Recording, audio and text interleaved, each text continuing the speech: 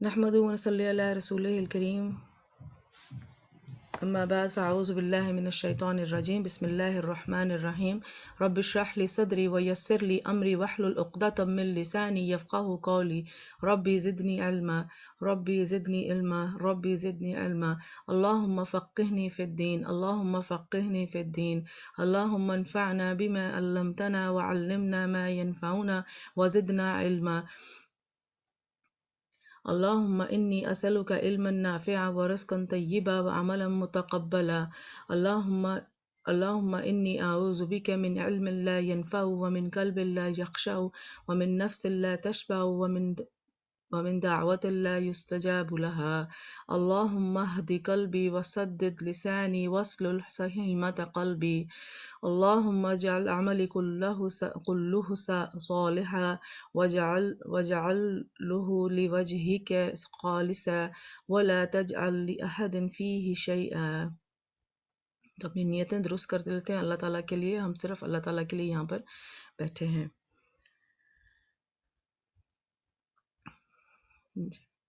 حدیث کے مطابق جو ایسے راستے پر چلتا ہے جس سے علم حاصل کرے، اللہ تعالیٰ اس کے جنت کے راستے آسان کر دیتا ہے۔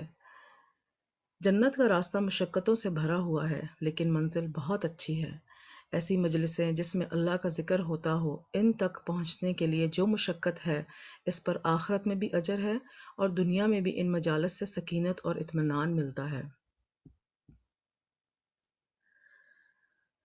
ہم لوگ پارہ 2 سے یاد رکھنے والی باتیں دیکھ لیتے ہیں ذرا۔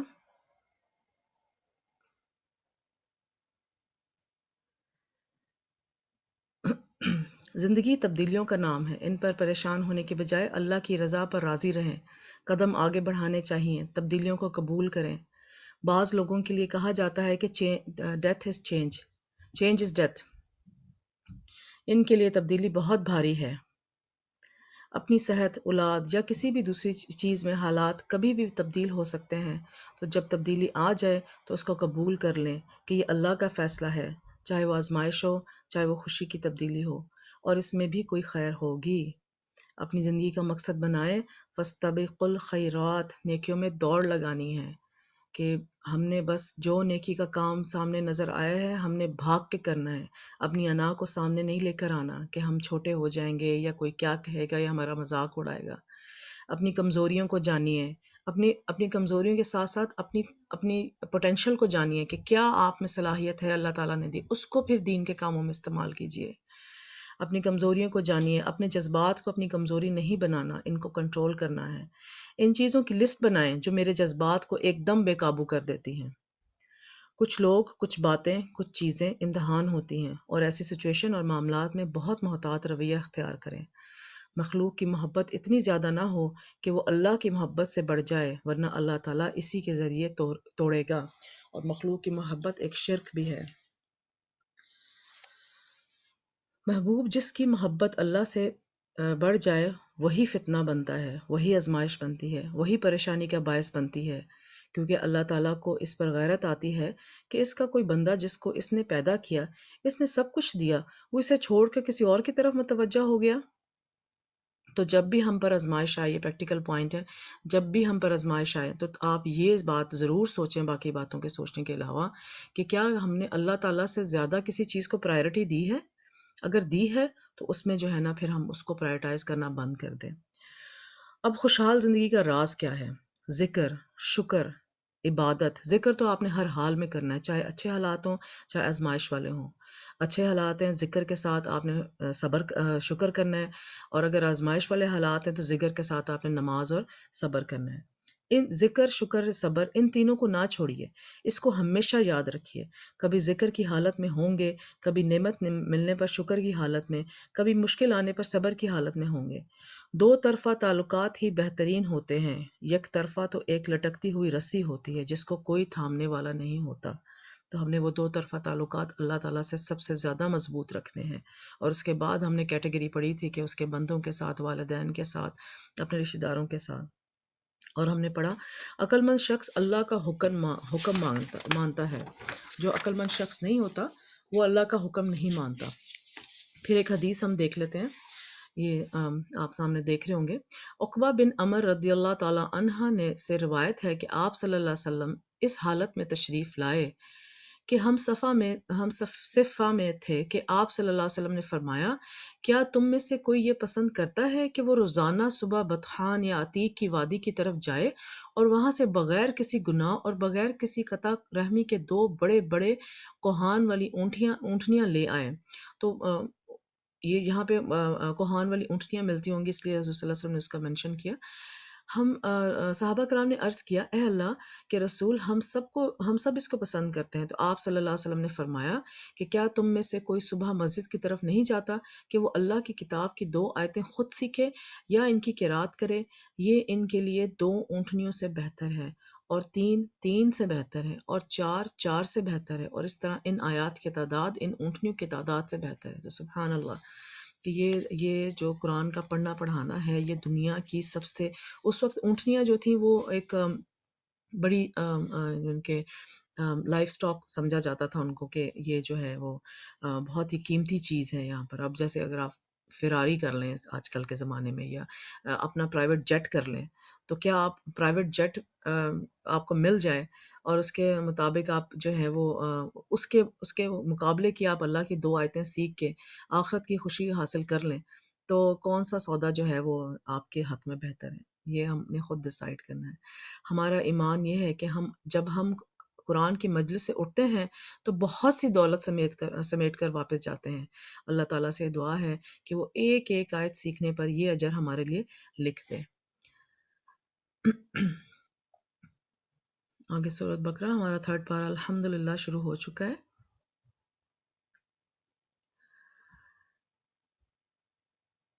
یہ پیغمبر جو ہم وقتاً فوقتاً بھیجتے رہے ہیں، ان میں سے ہم نے بعض کو بعض پر فضیلت دی ہے۔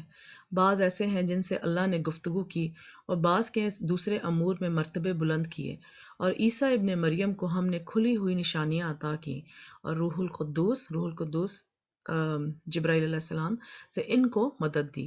اور اگر اللہ چاہتا تو ان سے پچھلے لوگوں اپنے پاس کھلی نشانیاں آنے کے بعد آپس میں نہ لڑتے، لیکن انہوں نے اختلاف کیا، تو ان میں سے بعض تو ایمان لے آئے اور بعض کافر ہی رہے۔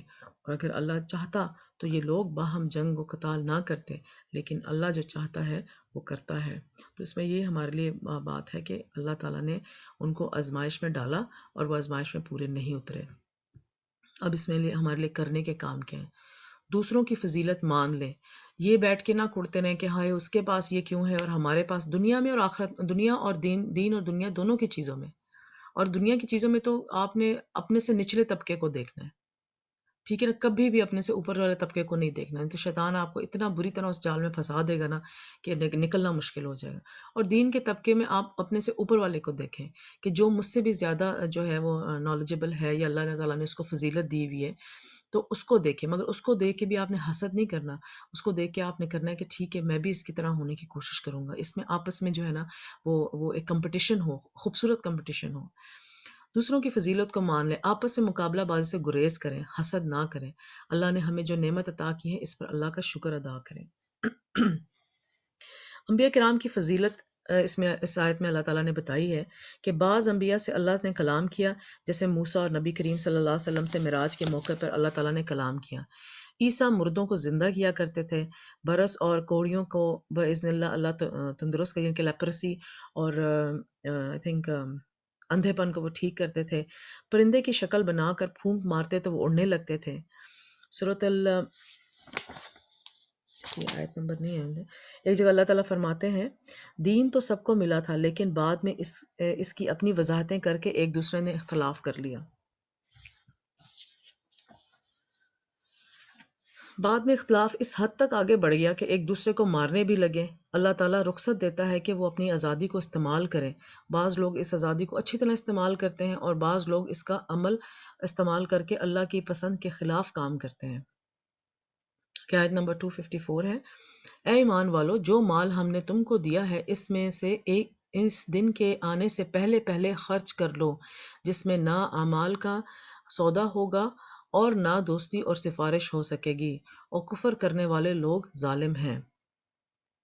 تو جو اللہ کو نہیں مانتا اس کا حق اللہ نہیں دیتے، اور وہ اپنے اوپر ظلم کرتے ہیں۔ یہ نہیں فرماتا کہ جو ظالم ہوتے ہیں وہ کافر ہوتے ہیں، بلکہ فرمایا جو کفر کرتے ہیں وہ ظلم کرتے ہیں، کہ وہ ظلم کس پہ ہو رہا ہے، وہ اپنے آپ پر ہی ظلم کر رہے ہیں۔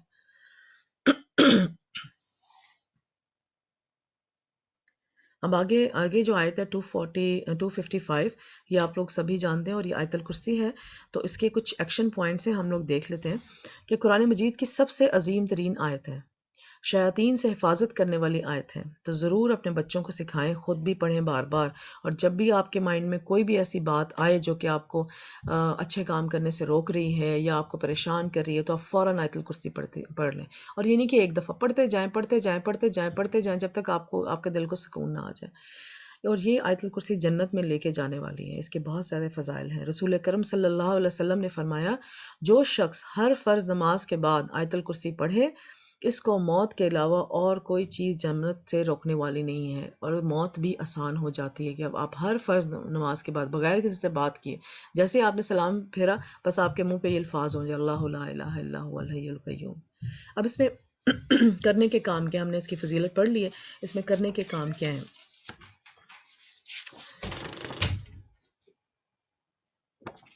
کہ پہلے ہم اس آیت کو پڑھ لیتے ہیں۔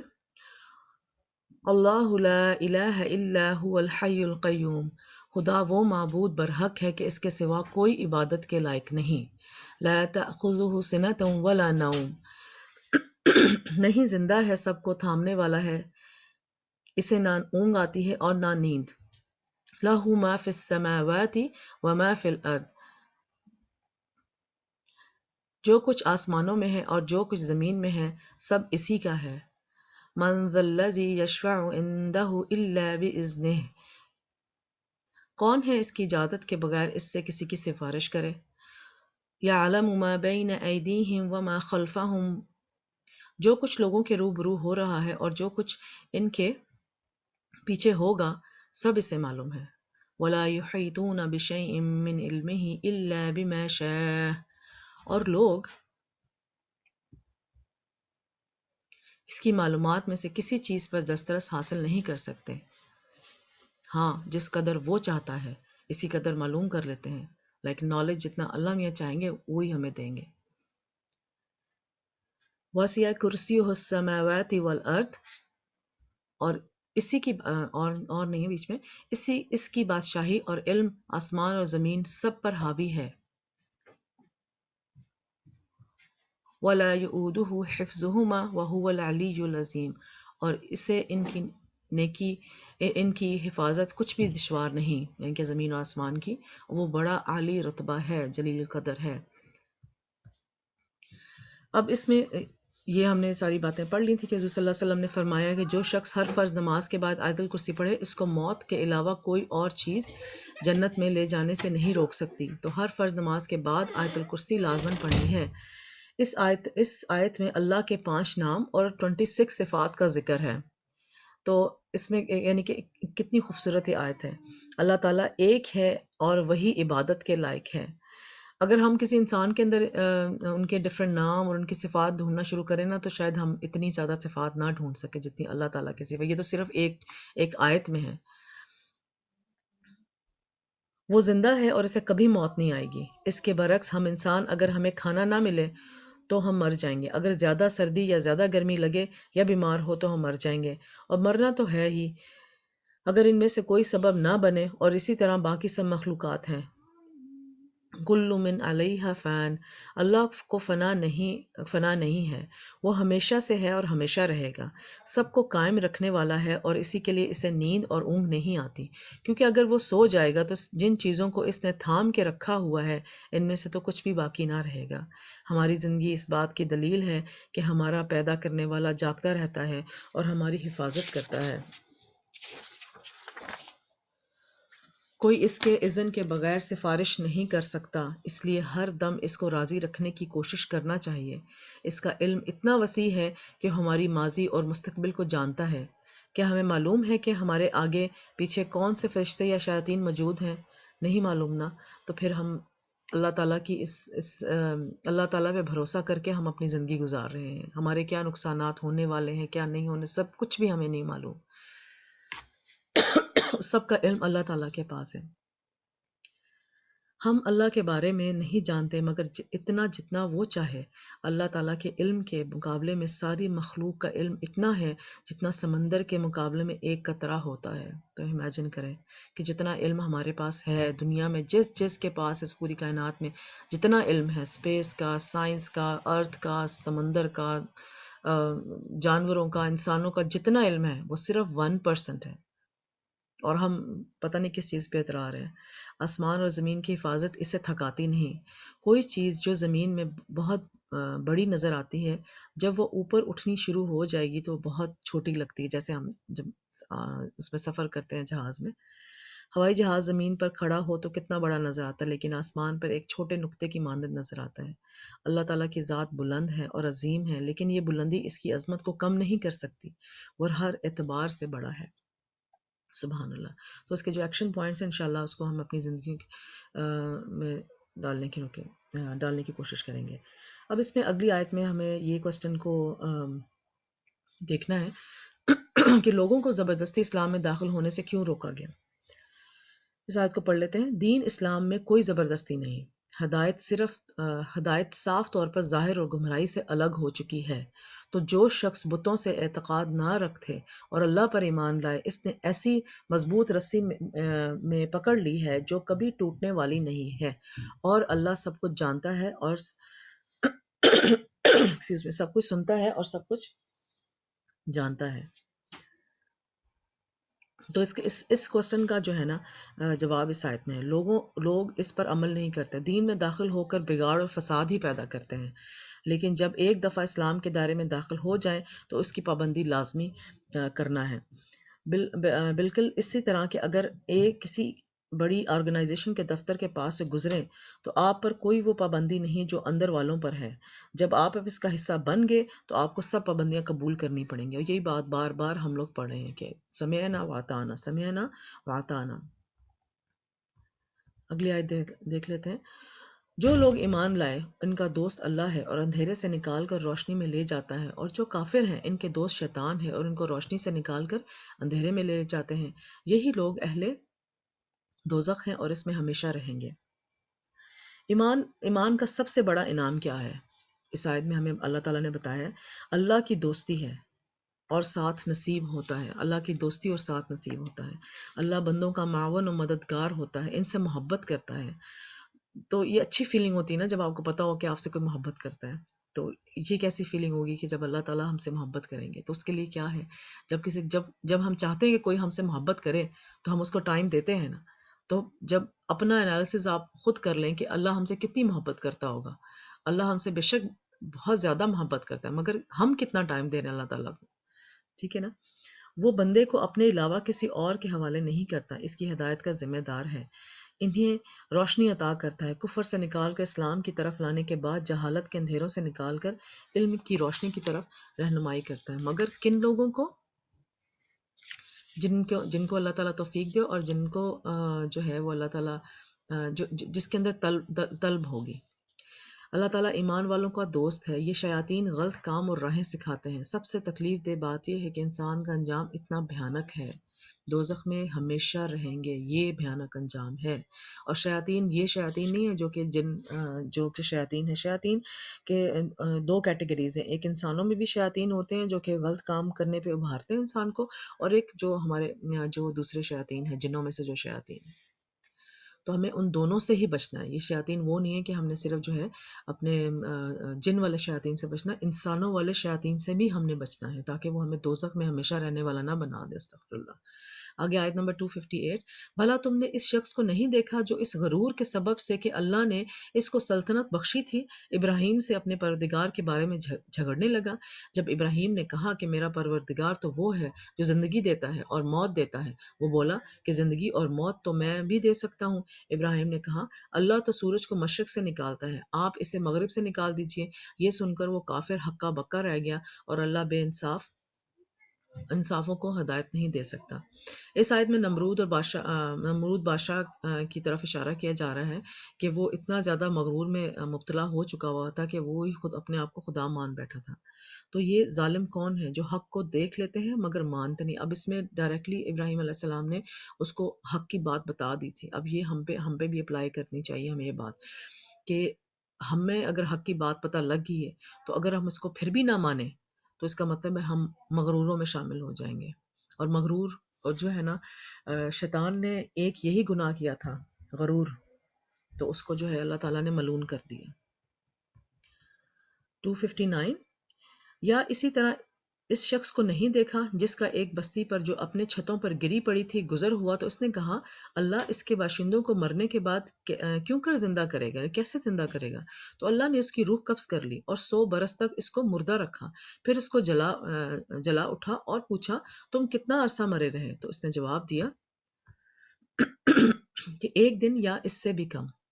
اللہ نے فرمایا نہیں بلکہ 100 برس مرے رہے ہو، اور اپنے کھانے پینے کی چیزوں کو دیکھو کہ اتنی مدت میں متعلق سڑی بسی نہیں، اور اپنی گدھے کو بھی دیکھو جو مرا پڑا ہے۔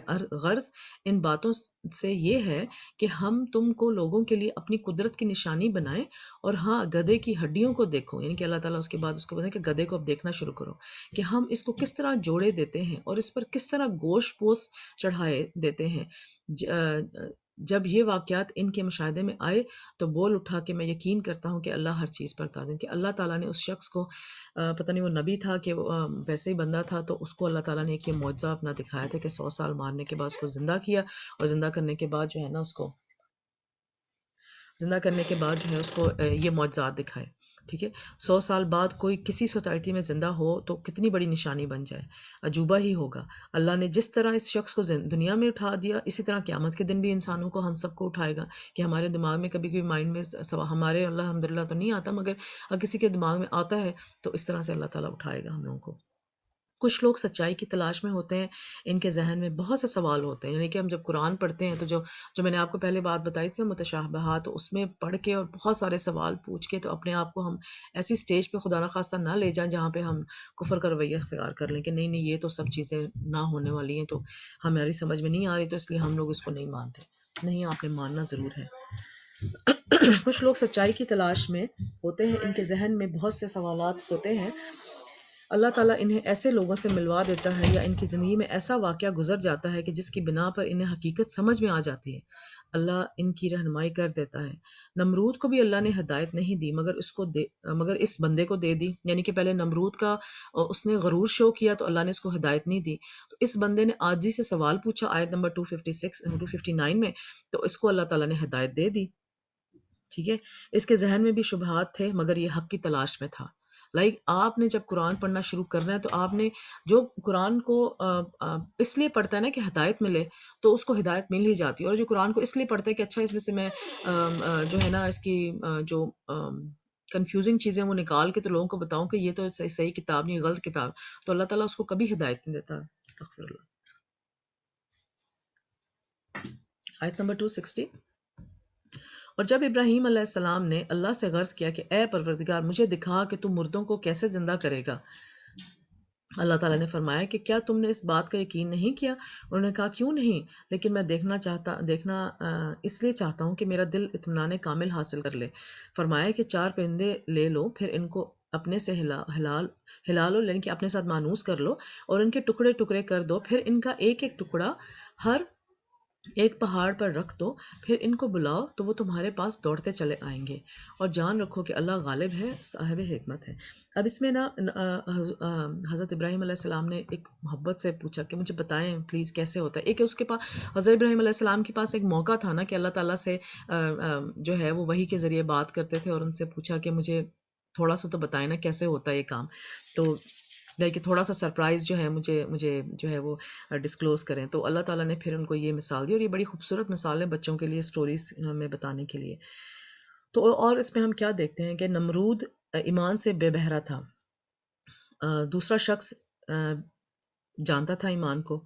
ابراہیم علیہ السلام ایمان کے اعلیٰ درجے پہ ہیں، ٹھیک ہے۔ اب یہ تھرڈ کیٹیگری بتا نمرود کی بتائی کہ وہ بالکل ہی ایمان سے خالی تھا، اور دوسرے شخص جس کو اللہ تعالیٰ نے 100 سال مردہ رکھا، اس کے اندر تھوڑا تھوڑا ایمان تھا اور وہ اپنے ایمان کو بہت زیادہ کرنا، ہدایت حاصل کرنا چاہتا، تو اللہ نے اس کو وہ مثال دے دی۔ ابراہیم علیہ السلام نے سوال کیا تو اللہ تعالیٰ نے یہ پرندوں والی مثال دے دی، کیونکہ وہ ایمان کے اعلیٰ درجے پہ بھی شامل تھے۔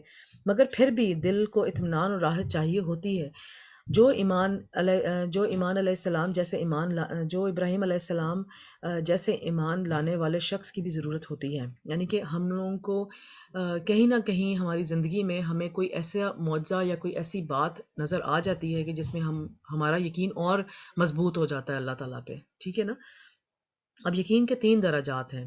ایک تو علم الیقین ہے، آپ اپنی نالج حاصل کریں، جیسے قرآن کو پڑھیں، اس کو سمجھیں، اس کو جو ہے وہ آپ سمجھنے کی کوشش کریں، آپ کو یقین آ جائے گا کہ اللہ تعالیٰ نے یہ باتیں کہیں تو اللہ تعالیٰ یہ باتیں جو ہیں ہمیں اس پہ یقین کرنا۔ ایک عین الیقین ہے کہ آنکھیں دیکھی ہیں، آنکھوں سے آپ نے دیکھا ہے، فار ایگزامپل آج کل جیسے باہر ونٹر ہے، سارے جو ہیں جو درخت ہیں وہ سارے بالکل ایسے لگ رہے ہیں جیسے ان میں کبھی زندگی واپس آئے گی نہیں، مگر جب آپ ان کو دیکھیں گے نا، جیسے جیسے اسپرنگ شروع ہوگا تو چھوٹے چھوٹے پتے بالکل وہ براؤن سی ٹہنیوں سے، ایسے جیسے مری ہوئی ٹہنیوں سے وہ چھوٹے چھوٹے خوبصورت سی پتے جو ہے نکلنا شروع ہوں گے۔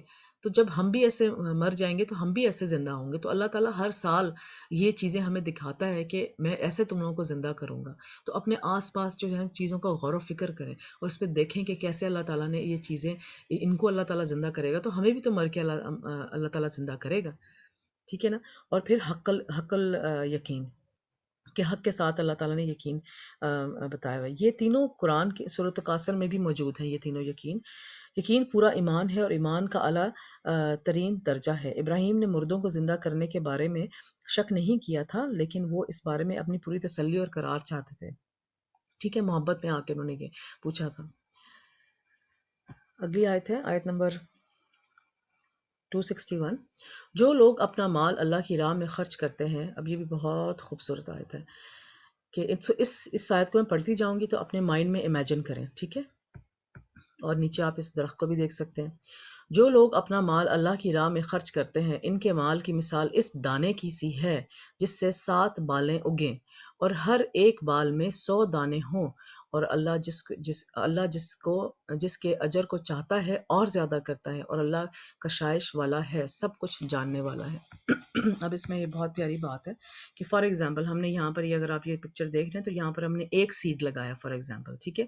اب اس ایک سیڈ میں سے کیا ہے، آپ دیکھ لیں، اس کو کاؤنٹ کر لیں، یہ آلموسٹ 7 ہے۔ 8 سیڈ میں سے 7 بالیں نکلیں، اور آگے ہر برانچ میں سے آپ دیکھیں کہ فار ایگزامپل اب ہم کاؤنٹ تو نہیں کر سکتے، مگر آپ ایک سپوز کریں کہ اس میں سے 100 دانے اور نکلیں، فار ایگزامپل اس کے 100 پھول نکل آئیں، ٹھیک ہے، تو اس سے پورے ایک سیڈ سے کتنے بن گئے؟ 700۔ تو ایک چیز کا صدقہ کریں گے، جو ہم ایک چیز کا فار ایگزامپل $1 کا صدقہ کریں گے تو اللہ تعالیٰ اس کو 700 گنا بڑھا کے ہمارے اس اجر کو اس کے مطابق ہمیں اجر دیں گے۔ کتنی خوبصورت بات ہے۔ ہم لوگ کہتے ہیں کہ نہیں ہمارے پاس پیسے ہوں گے تو ہم صدقہ کریں، کسی چیز کا بھی صدقہ کر دیں، چاہے 5 سینٹ ہو، چاہے 10 سینٹ ہو، چاہے جو ہے 1 سینٹ ہو، کسی چیز کا بھی صدقہ کرتے ہیں اللہ تعالیٰ کے لیے، تو وہ اللہ تعالیٰ آگے ہمیں بڑھا چڑھا کے، اور جتنی آپ کی نیت خالص ہوگی اللہ تعالیٰ 700 سے بھی زیادہ اس کو بڑھا دے گا۔ اور رمضان میں تو اس کی جو ہے وہ باقاعدہ بہت ہی زیادہ فضیلت ہے، اور 70 گنا اللہ تعالیٰ جو ہے وہ اجر بڑھا دیتے ہیں۔ تو آپ 700 کو 70 سے ملٹیپلائی کر لیں، پھر تو جو ہوگا وہ $1 کا وہ بن جاتا ہے، یا 5 سینٹ کا وہ بن جاتا ہے۔ تو آپ دیکھ سکتے ہیں کہ اللہ تعالیٰ نے کتنا اجر مگر اس کے ساتھ جتنا انسان کا بڑھتا جائے گا وہ ڈپینڈ کرتا ہے کس چیز پہ؟ آپ کی خالص نیت پر، ٹھیک ہے نا۔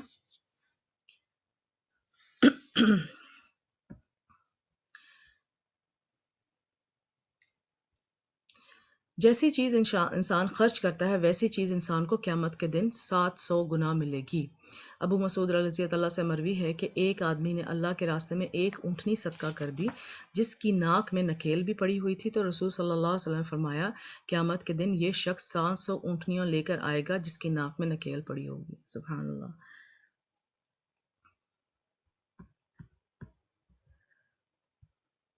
آگے آیت نمبر 262۔ جو لوگ اپنا مال اللہ کے راستے میں صرف کرتے ہیں، پھر اس کے بعد نہ اس خرچ کا کسی پر احسان رکھتے ہیں اور نہ کسی کو تکلیف دیتے ہیں، بہت امپورٹنٹ بات ہے، اس کا صلہ ان کے پروردگار کے پاس تیار ہے، اور قیامت کے روز نہ ان کو کچھ خوف ہوگا اور نہ وہ غمگین ہوں گے، کہ صدقہ تو آپ نے کر دیا، ٹھیک ہے، فار ایگزامپل آپ نے $1 کسی محتاج کو دے دیے، وہ تو آپ کا 700 گنا ہو گیا، اس کے بعد آپ نے کیا عمل اختیار کرنا ہے؟ تکلیف نہیں دینی اور نہ ہی اس کو کبھی جتانا ہے۔ اس میں حضرت ابو بکر صدیق اور ان کی بیٹی کا واقعہ بہت خوبصورت واقعہ ہے، تو انشاءاللہ ہم نے اگر ہم انشاءاللہ ٹائم ملا تو کبھی پڑھیں گے اس کو۔ سو ایمان لانے کے بعد صدقہ کرنا اعلیٰ درجے کی نیکی ہے۔ صدقہ کا لفظ صدق سچائی سے ہے، سچے دل سے نیکی کرنی ہے۔ صدقہ انسان کی سچائی کی دلیل ہوتا ہے کہ وہ کسی بھی مشن کو کتنا درست سمجھتا ہے اور کتنی قربانی کر سکتا ہے۔ قربانی کرنے میں انسان سب سے پہلے اپنا مال سے قربانی کرتا ہے، مال پیارا ہوتا ہے نا، تو اس سے قربانی کرنا سب سے، یا جو ہے وہ اپنی سب سے خوبصورت چیز کو اللہ تعالیٰ کے لیے صدقہ کریں۔ فار ایگزامپل جو ڈریس آپ کو بہت پسند ہے، ٹھیک ہے نا، اس کو صدقہ کر کے دیکھیں۔ ایک دفعہ تکلیف ہوگی، مگر شروع میں ہوگا ضرور، مگر اس کے بعد ایک عجیب سا سکون آ جائے گا۔ کر کے دیکھیں، ٹرائی کریں۔ قربانی کرنے میں سب سے پہلا اپنا مال سے قربانی کرتا ہے، بعض مال کے ساتھ جان بھی لگاتے ہیں، بعض اپنا سب کچھ بھی دے دیتے ہیں۔ ہر ایک کے اپنے اپنے درجے اور مقام ہیں۔ وہی بات آ گئی نا کہ آپ نے اگر اپنا خوبصورت سوٹ بھی دیا ہے تو اچھے دل سے دیں، اللہ تعالیٰ کی رضا حاصل کرنے کے لیے دیں، برے دل سے نہ دیں، تو برے دل سے دیں گے تو اس کا اجر بھی کم ہوگا۔ یہاں ان لوگوں کی مثال دی گئی ہے جو دین کے راستے میں اپنا مال خرچ کرتے ہیں۔ حضور اکرم صلی اللہ علیہ وسلم نے فرمایا، جس نے اللہ کی راہ میں کوئی چیز دی اور اس کے لیے اس کا 700 گنا لکھا جاتا ہے۔ ایک صدقہ ہوتا ہے کسی مسکین کو کھلانا، ایک صدقہ ہوتا ہے کسی فقیر کو کھلانا پہنانا، یہ سب بھی صدقات میں شامل ہوتے ہیں اور بڑے اجر کا صدقہ، بڑے اجر کا باعث ہیں یہ سب چیزیں۔ صدقہ انسان کی حفاظت کا سبب بھی بنتا ہے کہ آپ کی حفاظت، یعنی کہ آپ خدا نخواستہ کوئی بیماری میں مبتلا ہیں تو آپ اس صدقہ کریں تو اس سے اللہ تعالیٰ آپ کے اوپر آسانی کرے گا۔ رزق میں تنگی ہے، اس میں بھی صدقہ کریں تو اللہ تعالیٰ رزق میں کشادگی کرے گا انشاءاللہ۔ ایک صدقہ وہ ہوتا ہے کہ دین کی سربلندی کے لیے، دین کے دفاع اور سربلندی کے لیے، دین کو آگے بڑھانے کے لیے، اللہ کا نام بلند کرنے کے لیے خرچ کیا جاتا ہے تاکہ سب لوگ اللہ کے دین کی طرف آ جائیں۔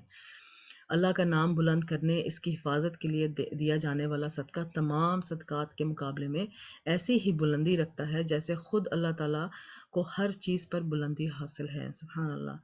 یہ افضل ترین صدقہ ہے جس میں انسان دین کی ترقی کے لیے خرچ کرتا ہے۔ دین کی ترقی کس چیز سے ہوتی ہے؟ ٹھیک ہے، علم کا سیکھنا سکھانا، اس کے لیے ادارے بنانا، اس کی سہولیات کا انتظام کرنا۔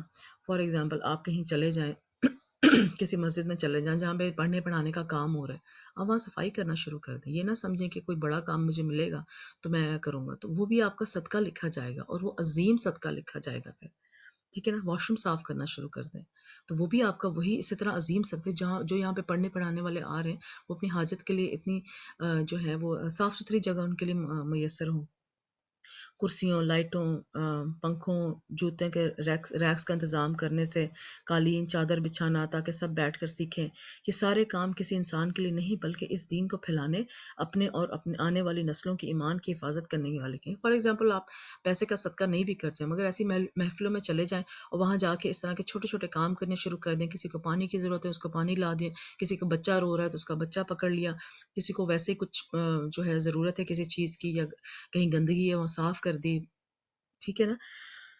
یہاں تک کہ پارکنگ لاٹ کا انتظام سب کے لیے انتظام کرنا۔ آپ باہر کھڑے ہیں، گاڑیوں کا رش ہے، لوگ سیکھنے کے لیے آ رہے ہیں، گاڑیوں کا رش ہے، آپ جا کے گاڑیاں ٹھیک کروانا شروع کرتے ہیں، یا ان کو بتا دیں کہ ٹھیک ہے آپ یہاں پہ اتر جائیں، میں آپ کی گاڑی جا کے وہاں پارک کر دیتا ہوں، بعد میں آپ مجھے بتا دیجیے گا، میں آپ کی گاڑی یہاں گیٹ کے پاس لے آؤں گا، ٹھیک ہے نا۔ تو ہر طرح کی سروس دینے کی کوشش کریں کیونکہ ایمان کی حفاظت علم کے ساتھ ہوتی ہے۔ جان لو کہ اللہ کے سوا کوئی الہ نہیں۔ ایسے طلباء کو سپانسر کرنا جو خرچ برداشت نہیں کر سکتے یا ان کی کتابوں اخراجات پورے کرنے کا انتظام کرنا افضل ترین صدقہ ہے۔ ان کے لیے کتابیں شائع کرانا یا ان کو بانٹنا کہ جس سے لوگ سیکھیں گے۔ اب جیسے فار ایگزامپل آپ کے پاس کوئی رمضان کا پیمفلٹ آ گیا ہے تو آپ کے پاس آپ نے ایک ہی خریدا، آپ کے پاس ایک ہی جو ہے اویلیبل تھا، آپ نے ایک ہی خرید لیا، اور آپ اس کے فوٹو کاپیز کروا دیں، اپنے پاکٹ سے اس کے فوٹو کاپیز کروا کے مسجد میں رکھوا دیں کہ جی رمضان شروع ہونا ہے، تھوڑی سی لوگوں کی ریویژن ہو جائے گی کہ رمضان میں کیا کرنے کے کام ہے اور کیا نہیں ایکسکیوز می، تو وہ آپ کروا کے تو وہاں پہ رکھ دیں۔ یہ بھی ایک صدقہ ہے، یہ اللہ تعالیٰ کے دین کے آگے بڑھانے کے لیے یہ بہترین صدقہ ہے۔ تو کتنے سارے ادارے ہیں جس میں ایسے بچے ہیں جن کے والدین ان کی فیس نہیں دے سکتے، ادا نہیں کر سکتے کہ وہ حفظ کر سکیں یا اسلام کی تعلیم حاصل کر سکیں۔ جو سکھا رہا ہے ان پر بھی خرچ کرنا، جو سیکھ رہے ہیں ان پر بھی خرچ کرنا، جو آنے کے لیے ٹرانسپورٹ کا انتظام نہیں کر سکتے ان کے لیے بھی خرچ کرنا۔ فار ایگزامپل، اگر کسی کو ٹرانسپورٹ کا ایشو ہے آپ کی کمیونٹی میں کہ ہاں جی وہ آ نہیں سکتا، تو اس کی یا تو اگر آپ خود جا کے اس کو اٹھا سکتے ہیں کہ اس کو پک اینڈ ڈراپ کی سروس دے سکتے ہو، آپ خود دے دیں، یا اس کو کہہ دیں کہ بھائی آپ ٹیکسی پہ لے لو، ٹیکسی کی پیمنٹ میں کر دوں گی، ٹھیک ہے۔ اور یہ جتنی بھی چھوٹی چھوٹی چیزیں ہم اپنے آس پاس آبزرو کریں، تو ان کو ہم لوگ جب اللہ کے لیے، اللہ کے دین کے کام کے، تو ان کو اللہ تعالیٰ 700 گنا بڑھائے گا۔ اور جب ہم دل کی خوشی سے کریں گے، صرف اللہ تعالیٰ کی رضا حاصل کرنے کے لیے کریں گے، اس کا چہرہ دیکھنے کے لیے کریں گے، جنت الفردوس میں حضور صلی اللہ علیہ وسلم کے نیبرز بننے کے لیے کریں گے، تو اللہ تعالیٰ 700 بھی زیادہ اس کا گناہ جو ہے، اس کا جو ہے وہ اجر آپ لوگوں کو دے گا۔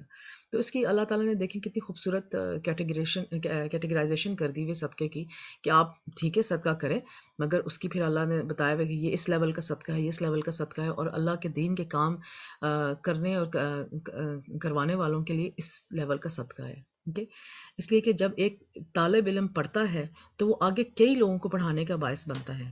بعض ان میں سے بہت ہی اعلیٰ درجے کی تعلیم حاصل کر کے ہزاروں لاکھوں کی ہدایت کا سبب بنتے ہیں، جیسے بڑے بڑے اسکالرز ہیں، ٹھیک ہے۔ ہم لوگ جیسے چھوٹی چھوٹی کمیونٹیز میں اپنے چھوٹی چھوٹی کمیونٹی سے لوکل لیول پہ تو کام کر رہے ہیں، مگر کچھ لوگوں کو اللہ تعالیٰ اور فضیلت دیتا ہے اور ان کے درجات بلند کرتا ہے، اور اللہ تعالیٰ ان کو انٹرنیشنل لیول پہ کام کرنے کی توفیق اللہ تعالیٰ دیتا ہے۔ اللہ تعالیٰ نے ان کو ایسا ہنر دیا ہوتا ہے، تو اللہ تعالیٰ ان کو چن لیتا ہے، ٹھیک ہے۔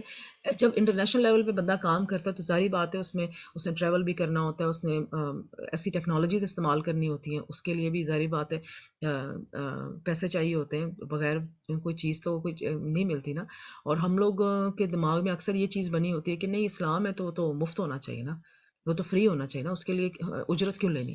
مگر اس کے لیے جو ہے آپ اتنی اجرت لے سکتے ہیں جس میں جو ہے وہ آپ کی جو چیزیں استعمال ہو رہی ہیں، اگر وہ آپ خود سے نہیں خرید سکتے تو آپ اس کے لیے جو ہے صدقات وغیرہ ایکسیپٹ کر کے تو وہ چیزیں آپ اس میں استعمال کر سکتے ہیں، مگر مسجد کے لیے صدقہ نہیں ہوتا، مسجد کے سوری زکوٰۃ نہیں ہوتی۔ بعض ان میں سے بہت ہی اعلیٰ درجے کی تعلیم حاصل کر کے ہزاروں لاکھوں کی ہدایت کا سبب بنتے ہیں، تو جس نے ان پر خرچ کیا وہ جہاں جہاں جو کچھ بھی کریں گے ان سب میں ایک اس کا حصہ بھی آ جائے گا۔ ہم دنیا سے چلے بھی جائیں گے تب بھی ان کی وجہ سے دین کو پھیلانے میں مدد ملتی رہے گی، لہٰذا ایسا صدقہ خاص پرورش پاتا ہے، یعنی 700 گنا تو بڑھے گا، اور پھر جتنا اخلاص ہوگا اتنا بڑھے گا۔ انسان جیسا خرچ کرتا ہے وہ اللہ کے پاس قیامت کے دن ویسا ہی 700 گنا ہو کر ملے گا۔ حضرت ابو مسعود رضی اللہ تعالیٰ عنہ سے مروی ہے کہ ایک آدمی نے اللہ کے راستے میں ایک اونٹنی صدقہ کی جس کی ناک میں نکیل پڑی ہوئی تھی، تو حضور صلی اللہ علیہ وسلم نے فرمایا قیامت کے دن یہ شخص 700 اونٹنیاں لے کر آئے گا جس کی ناک میں نکیل پڑی ہوگی۔ تھوڑی ریویژن ہوگی۔ آیت نمبر 263، جس خیرات دینے کے بعد لینے کو اجزا دی جائے اس سے تو نرم بات کہہ دینی اور درگزر کرنا بہتر ہے، اللہ بے نیاز ہے، بردبار ہے۔ صدقات کو ضائع کرنے والا عمل اللہ تعالیٰ بتا رہے ہیں کہ اگر ہم نے صدقہ کر دیا ہے تو اس کو جو ہے آپ نے ضائع نہیں کرنا، کسی غریب کی عزت نفس کو مجروح نہیں کرنا، دے کر احسان نہیں جتانا، کوئی نہ کوئی بات نہیں کوئی نہ کوئی بات بنانا، لائک اس کو تو بہتر ہے کہ آپ وہ $1 اپنی جیب میں رکھیں اور اس بندے سے آپ ہنس کے بول لیں، اور اگر اس بندے نے کوئی کوتاہی کر دی تو آپ اس کو معاف کر دیں، تو یہ بہترین صدقہ ہے، اس صدقے سے بہتر ہے۔ اللہ تعالیٰ یہ بتا رہے ہیں ہمیں۔ 264، مومنوں اپنے صدقات اور خیرات احسان رکھنے اور عزا دینے سے اس شخص کی طرح بردبار نہ کر دینا جو لوگوں کو دکھاوے کے لیے مال خرچ کرتا ہے، یعنی کہ ایک اور کیا ہے صدقہ کو خراب کرنے والی چیز، ریاکاری، اور اللہ اور روز آخر پر ایمان نہیں رکھتا تو اس کے مال کی مثال اس چٹان کی ہے جس پر تھوڑی سی مٹی پڑی اور اس پر زور کا مینا برس کے اسے صاف کر ڈالے، اسی طرح یہ ریاکار لوگ اپنے اعمال کا کچھ بھی صلہ حاصل نہیں کر سکیں گے، اور اللہ ایسے ناشکروں کو ہدایت نہیں دیتا۔ آپ دیکھیں نا، صدقہ کو ضائع کرنے والی کیا کیا چیزیں ہم نے پڑھ لی۔ کسی غریب کی عزت نفس کو مجروح نہیں کرنا، ٹھیک ہے، دے کر احسان نہیں جتانا، کوئی نہ کوئی بات نہیں سنانی۔ تو یہ اگر اس پہ فار ایگزامپل کبھی کبھی ہوتا ہے نا کہ موئسٹ کی وجہ سے پتھروں کے اوپر گرین گرین ہلکا سا کچھ آئی تھنک فنگس یا الگی لگ جاتی ہے، تو اس کو سمجھے کہ وہ صدقہ ہے، ٹھیک ہے۔ جب بارش پڑی، ٹھیک ہے، جب تھوڑا سا مسئلہ آیا تو اس بارش میں اس ساری وہ جو گرینری تھی پتھروں کے اوپر، تو وہ جو ہے ساری اتر گئی، صدقہ ضائع ہو گیا۔ تو کس نے ضائع کیا صدقوں کو؟ ان چیزوں نے۔ غیر شعوری طور پر اپنے صدقات کا اظہار کرتے رہنا یہ اچھی بات نہیں ہے. فلاں کی فیس میں دے رہی ہوں، ٹرانسپورٹ کا بندوبست کیا ہے، وغیرہ وغیرہ. بعض اوقات نجی مسئلوں سے میں سب سامنے ایسی باتیں آ جاتی تو ان سے بچنا چاہیے کہ ہم اب آپس میں بیٹھے ہوئے اپنے بہن بھائیوں کے ساتھ اور بتا رہے ہیں کہ میں تو یہ کر رہا ہوں، میں تو وہ کر رہا ہوں. جیسے بارش مٹی کو صاف کر دیتا ہے، اسی طرح اس طرح کا دکھاوا صدقات کو ضائع کر دیتا ہے. عمل غائب، عمل نامے کو کورے کا کورا رہ گیا. ٹھیک ہے، اس پتھر کی طرح انسان کو اپنے صدقے کو چھپانے میں صبر سے کام لینا چاہیے. یعنی کہ اس میں دیکھ لینا، پھر صبر کی بات ہوگی. اور اپنی زبان بند رکھنی چاہیے، کیونکہ ہم بندوں کی نظر میں بڑا بننے کے لیے نہیں کر رہے ہیں، ہم تو اللہ تعالیٰ کے لیے کر رہے ہیں. اور اللہ یہ ہم اپنے آپ کو سلی دینے کے لیے کر رہے ہیں، ایکچولی ہم اپنے آپ کے لیے کر رہے ہیں. اور اللہ کے پاس ہم ریکارڈ رکھوا رہے ہیں کہ ہم نے یہ کیا تھا، اور ہمیں اب اجر جو ہے نا اللہ تعالیٰ اس آخرت میں دیں گے. ہم اپنے لیے کر رہے ہیں. ٹھیک ہے نا. تو جو جتنا اخلاص سے صدقہ کرے گا اتنا ہی ثواب ملے گا. سب سے بڑا اجر کیا ہے؟ دلوں سے خوف اور غم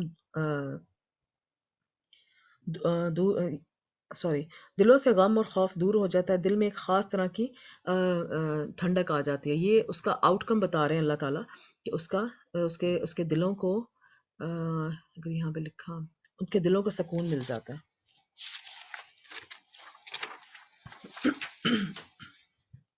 کئی ریسرچ بتاتی ہیں کہ چیریٹی کا کام کرنے والے لوگ بہت خوش رہتے ہیں. تو دو طرح کے لوگ ہوتے ہیں اپنے اوپر خرچ دو طرح کے لوگ ہوتے ہیں اپنے اوپر خرچ کرنے والے، دوسروں پر خرچ کرنے والے. تو جو دوسروں پہ خرچ کرنے والے ہیں وہ زیادہ خوش رہتے ہیں. اور صدقے کے دنیاوی فوائد کیا ہیں؟ ایک تو آخری فوائد تو ہم نے پڑھ لیے کہ اللہ تعالیٰ کے پاس اس کا بہت عظیم اجر. اب دنیا کے فائدے کیا ہیں؟ ڈیول یعنی کہ فل پیکج ہے. صدقہ خوشی، اعتماد، مثبت سوچ، پازیٹیو تھنکنگ پیدا کرنے کا باعث ہے. بہت سے دائمی امراض کا علاج صدقے سے کیا جاتا ہے. سٹریس کا علاج صدقے سے کیا جاتا ہے. آپ سٹریس میں صدقہ دے دیں. ٹھیک ہے، آپ سٹریس میں کسی کو صدقہ ٹھیک ہے، مال کا صدقہ تو ہے ہی ہے، اور مال کے بھی اللہ تعالیٰ نے کیٹیگرائزیشن بتا دی ہے کہ کیا صدقہ سب سے عظیم ہے. اس کے علاوہ آپ اسمائل کر دیں. ٹھیک ہے، آپ کی سٹریس ختم ہو جائے گی، اور صرف اللہ کے لیے اسمائل کریں. اور وہ اسمائل جب اللہ کے لیے کریں گے نا، پھر آپ اس میں اثر دیکھیے گا. صدقہ کرنا شکر گزاری ہے، اور شکر گزاری نعمتوں میں اضافے کا باعث ہے. اب اوپر تو ہم نے پڑھی تھی کہ صدقے کو کیسے ضائع کیسے وہ پتھر صاف کا صاف ہو گیا. اب دیکھیں اس پکچر کو مائنڈ میں رکھیں، اور ہم جو ہے اب دیکھتے ہیں کہ اب دوسری طرح کے لوگ کون سے ہیں. اور جو لوگ اللہ کی خوشنودی حاصل کرنے کے لیے اور خلوص نیت سے اپنا مال خرچ کرتے ہیں، ان کی مثال ایک باغ کی سی ہے جو اونچی جگہ پر واقع ہے. جب اس پر زور کا مینا پڑے تو دگنا پھل لائے گا، پھر اگر مینا نہ بھی پڑے تو خیر پھوار ہی صحیح، اللہ تمہارے کاموں کو دیکھ رہا ہے. جب ہم لوگ سیڈلنگ شروع کرتے ہیں، جیسے آج کل کچھ لوگوں نے سیڈلنگ شروع کر دی ہوگی، تو اس میں جب چھوٹے چھوٹے یہ چھوٹے چھوٹے جو یہ لیوز نکلتے ہیں، تو یہ اس وقت ہم ان کو زیادہ پانی تو نہیں دیتے، ہم تو اسے اسپریئنگ کر رہے ہوتے ہیں. اگر آپ کو گارڈننگ کرنے کا تھوڑا سا بہت آئیڈیا ہو، تو اس میں اگر بالکل ہم ہلکے سا بس پانی دیتے ہیں اور وہ سیڈ نکل آتا ہے. تو یہ صدقہ بھی ایسا ہے کہ اللہ تعالیٰ نیچے جو ہے وہ اللہ تعالیٰ ہماری نیت اگر اچھی ہوگی نا، اور پھر اگر ہم جو ہے اس کو خالصاً اللہ تعالیٰ کے لیے کریں گے اور اللہ سے اجر لینے کے لیے کریں گے، تو وہ اس میں سے خیر نکلتی ہی جائے گی. اس طرح کے صدقے سے آگے انشاءاللہ خیر نکلتی ہی جائے گی. جب انسان دل کی خوشی سے کچھ دیتا ہے، چاہے وہ زکوٰۃ ہو یا صدقہ ہو، تو وہ ایمان کی خلاوت پاتا ہے.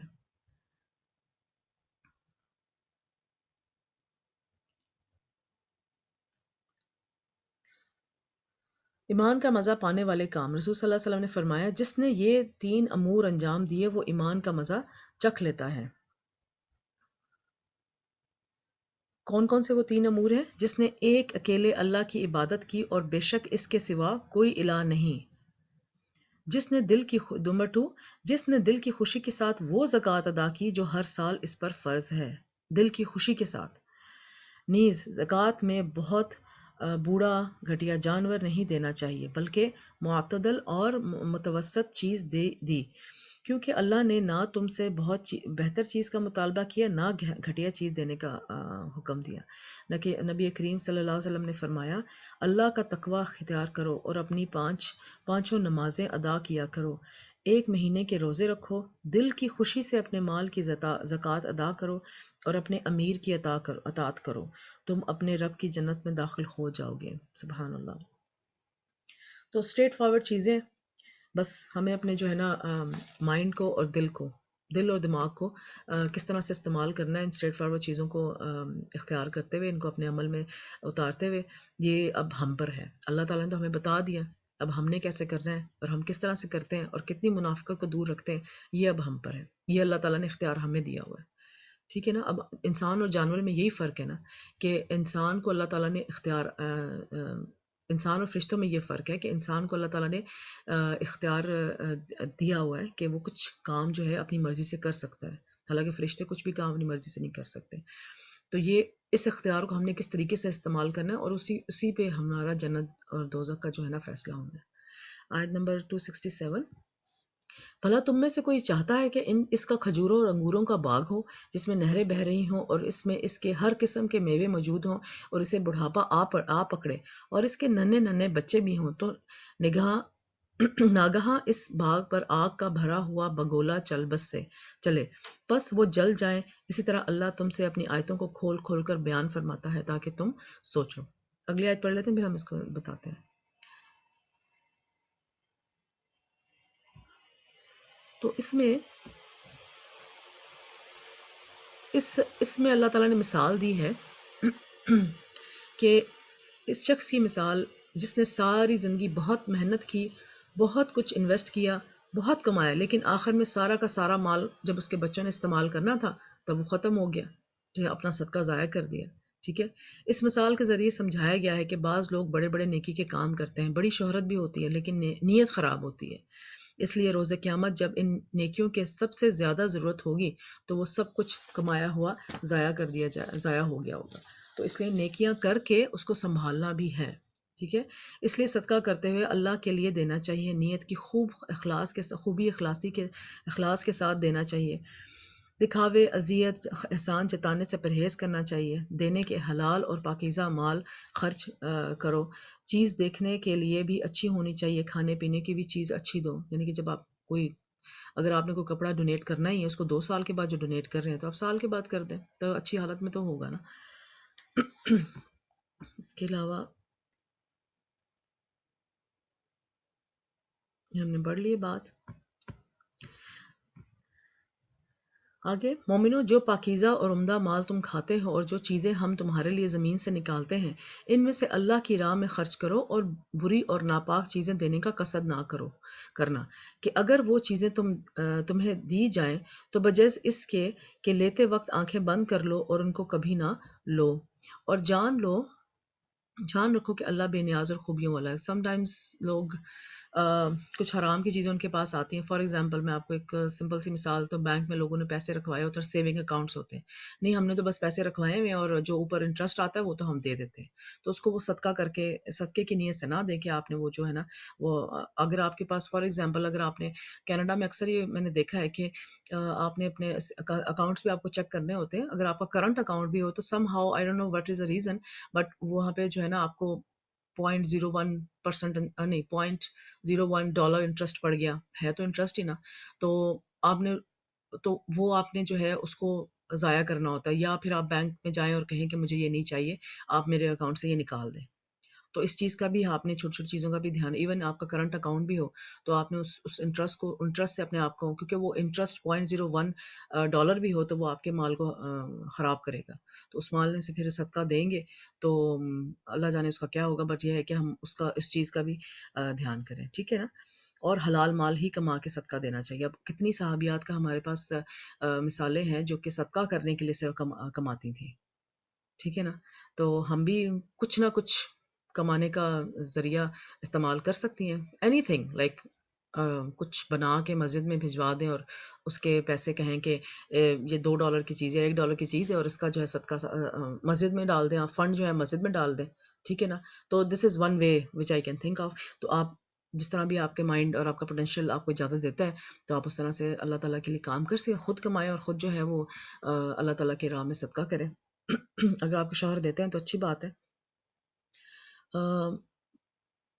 شیطان تمہیں تنگ دستی کا خوف، آیا نمبر 268، شیطان تمہیں تنگ دستی کا خوف دلاتا اور بے حیائی کے کام کرنے کو کہتا ہے، اور اللہ تم سے اپنی بخشش اور رحمت کا وعدہ کرتا ہے، اور اللہ کشاش والا ہے اور سب کچھ جاننے والا ہے۔ تو ہم نے شیطان کے پیچھے نہیں لگنا۔ آیا نمبر 269، وہ جس کو چاہتا ہے دنائی بخشتا ہے، اور جس کو دنائی مل گئی بے شک اسی کو بڑی نعمت ملی، اور نصیحت تو وہی ہے، وہی لوگ قبول کرتے ہیں جو عقل مند ہیں۔ تو ہم نے عقل مندی کا مظاہرہ کرنا، اللہ سے مانگتے رہنا ہے کہ اللہ تعالیٰ ہمیں حکمت پسندی کا والا بنا دے۔ اب اس میں آپ دیکھیں کہ اس میں حکمت کی بات آئی ہے، تو حکمت سے کیا مراد ہے؟ حکمت کیا چیز ہے؟ ابن عباس رضی اللہ عنہ کہتے ہیں کہ اس سے مراد قرآن میں سمجھ بوجھ ہے، یہ قرآن کی سمجھ بوجھ سے ہی آپ کو حکمت آ سکے۔ اب حکمت ہوتی کیا ہے؟ میں آپ کو سمپل سے ورڈز میں سمجھاؤں کہ کیا کام، یا کہ اگر آپ نے کوئی بات کرنی ہے، کوئی بھی بات آپ نے اچھی بات اللہ تعالیٰ کی کرنی ہے، کیا، کب، کس طرح اور کیوں کرنی ہے، یہ چیز اگر آپ اپنے دماغ میں لے آئیں اور اس کے مطابق کہ کسی کو نقصان تو نہیں ہوگا، کبھی کبھی اچھی بات کرنا بھی کسی کو نقصان دہ ہوتی ہے، تو جو ہے وہ اس کو جو ہے آپ اپنے اس طریقے سے لے کے چلنا کہ نہیں یہ اچھی بات ہے، میں تو اچھی بات کر رہی ہوں تو کر دیتی ہوں، کوئی بات نہیں، تو مگر نہیں، آپ نے حکمت کے ساتھ کرنی ہے کہ آپ کا مائنڈ جو ہے وہ اس بات کو پوری اچھی طرح سے تسلی سے انالائز کر لے، پھر آپ وہ بات کریں یا آپ وہ کام کریں، ٹھیک ہے نا؟ تو اس کے علاوہ اگر آپ کریں گے تو وہ ہو سکتا ہے وہ بیوقوفی میں شامل ہو۔ تو دین کا اس لیے جو ہے نا، اس حکمت کو لانے کے لیے دین کا علم ہونا بہت ضروری ہے، اور دین کا علم ہمیں کہاں سے آئے گا؟ اللہ تعالیٰ کی کتاب اور اللہ تعالیٰ کی حضور صلی اللہ علیہ وسلم کی سنت سے۔ اس سے مراد نبوت بھی ہے، ٹھیک ہے؟ اللہ کی خشیت بھی اس سے مراد ہے کہ اللہ سے جو ڈرتا ہے وہ پھر کام بہت ڈر ڈر کے آرام آرام سے اور طریقے سے کرتا ہے۔ درست بات تک پہنچنا، ٹھیک ہے، کہ جو میں بات کر رہی ہوں یہ ٹھیک بھی ہے کہ نہیں ٹھیک، اس کی اوتھینٹسٹی کیا ہے، اس کی کتنی جو ہے وہ سچائی ہے اس بات میں۔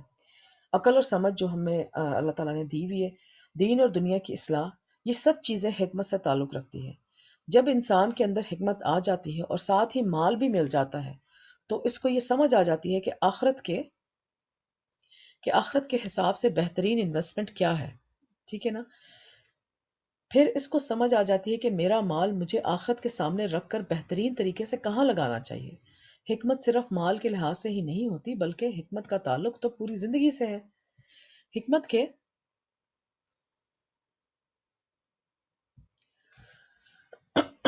حکمت کے عمومی معنی درست وقت پر درست کام کرنا۔ عقل مند شخص اپنے ہر لمحے سے آخرت کا فائدہ کمائے، صبح سے شام تک ہر لمحہ بہترین طریقے سے گزارے۔ جب بھی آپ صبح اٹھتے ہیں نا، تو میرا ایک سجیشن ہے، جب بھی آپ صبح اٹھتے ہیں نا، آپ کی آنکھ کھلتی ہے، تو آنکھ کھلنے سے پہلے بیڈ پہ صرف 5 منٹ لیٹ کے آنکھیں بند کر کے یہ سوچا کریں آج میں نے سارا دن کرنا کیا ہے، ٹھیک ہے؟ آج میں سارا دن کرنا کیا، اور اس کرنے میں میں انشاءاللہ اللہ تعالیٰ کی رضا کو اپنے سب سے پرائیوری رکھوں گی، کہ میری نیت جو بھی میں کروں گی وہ اللہ تعالیٰ کے لیے ہوگی، اور اس کے بعد نمبر 1 یہ کام کرنا، نمبر 2 یہ کام کرنا، نمبر 3 یہ۔ اب اگر آپ کے مائنڈ میں چیزیں رہتی ہیں تو ویل اینڈ گڈ، نہیں تو ان کو لکھ لیں، ٹھیک ہے؟ اور ہمارا حال یہ ہے کہ ہم آخرت کے لیے کام کرتے ہوئے بھی دنیا کا سوچ رہے ہوتے ہیں، کیسے بدلے میں مجھے دنیا کا میں کیا ملے گا۔ تو ہمیں اپنی سوچ بدلنی ہے، دنیا کا کام کرتے ہوئے بھی یہ سوچیں کہ آخرت میں اس کے بدلے کیا ملے گا، ٹھیک ہے نا؟ اور بہت ایزی ہے، بہت ایزی، آپ نارمل کام کریں، بس سوچ تبدیل کر لیں، یہ میں اللہ کے لیے کر رہی، کھانا بنا رہی یہ میں اللہ کے لیے کر رہی ہوں، صفائی کر رہی ہے میں اللہ کے لیے کر رہی ہوں، بچوں کو پک اینڈ ڈراپ کر یہ اللہ کے لیے کر رہی ہوں، بس سوچ تبدیل کرنی ہے، کام وہی ہے، بس سوچ تبدیل کرنے کی بات ہے۔ میں یہ لیکچر سن رہی ہوں، اللہ تعالیٰ کے لیے سن رہی ہوں، اور جو ہے میں انشاءاللہ اپنے بچوں کی اس سے اچھی تربیت کر سکتی ہوں، ٹھیک ہے نا؟ اللہ تعالیٰ ایمان والوں کا دوست ہے، وہ بھلا کیسے آپ کو تنہا چھوڑے گا؟ اس کا پورا یقین ہونا چاہیے کہ وہ میری مدد کرے گا۔ اللہ تعالیٰ تو ایک ذرہ بھی قدر ردانی نہیں کرتا، ٹھیک ہے؟ آگے آیت نمبر 270 ہے، اور تم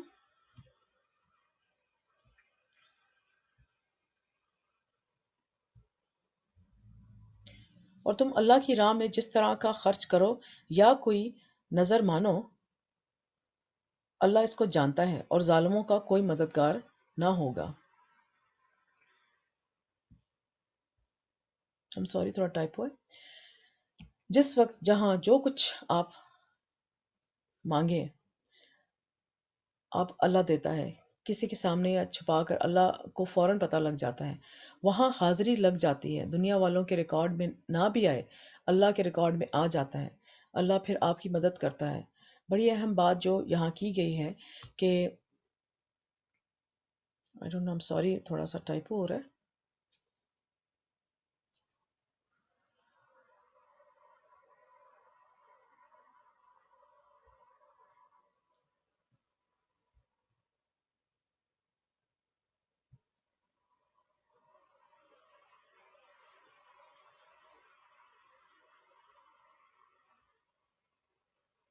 جو آیا نمبر 260 کو 270 ہم پڑھے تھے، اس کی تھوڑی ایکسپلینیشن ہم دیکھتے ہیں۔ میں آیا نمبر 270 دوبارہ پڑھ دیتی ہوں۔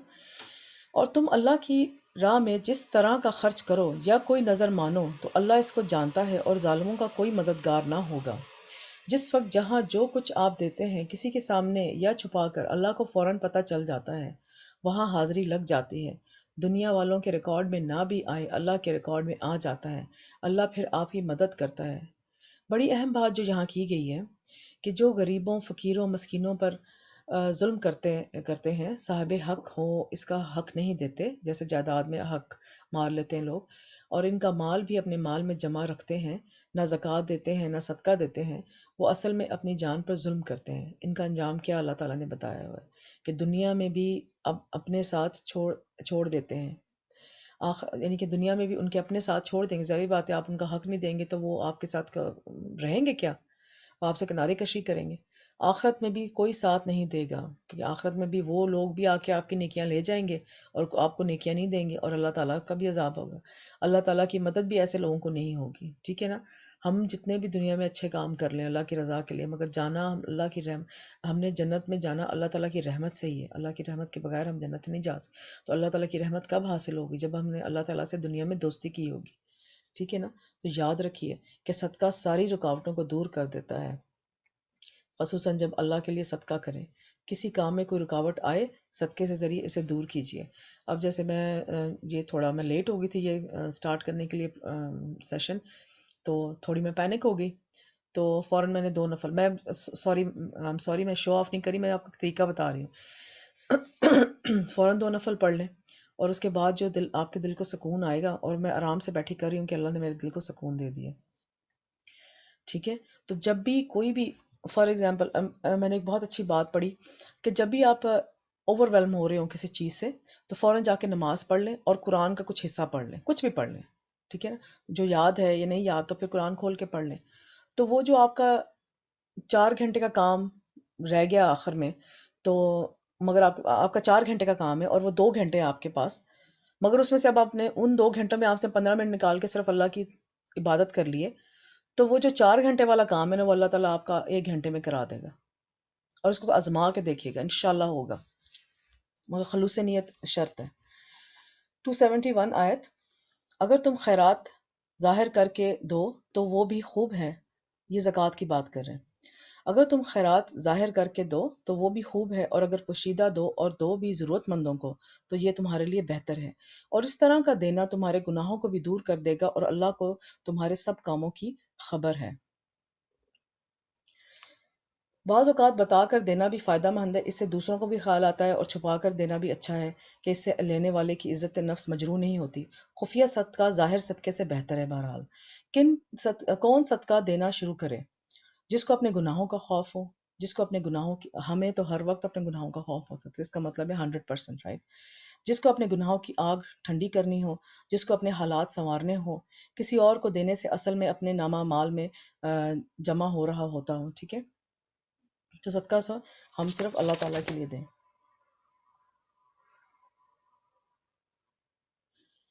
اور کسی کام میں رکاوٹ ہو تو صدقہ اس کو دور کرتا ہے، صدقہ سارے بیریئر کو توڑ دیتا ہے، اس میں بڑی پاور ہے، خصوصاً اگر ہم اللہ تعالیٰ کے لیے کر رہے ہیں۔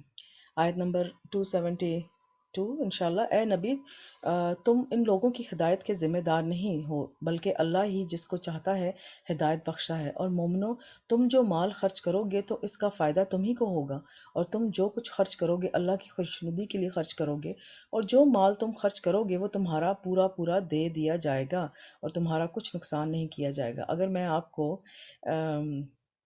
بڑی خوبصورت بات ہے اور اگزامپل بڑی اچھی آ رہی ہے، اکثر بچوں کو میں سمجھانے کے لیے اگزامپل دیتی ہوں کہ اگر آپ مجھے $1000 دیں اور میں آپ کو جو ہے وہ کہوں کہ میں نے یوز کرنے ہیں، لائک آپ میرے پاس رکھوا دیں، مجھے اپنے یوز کے لیے یہ پیسے چاہیے، ٹھیک ہے نا؟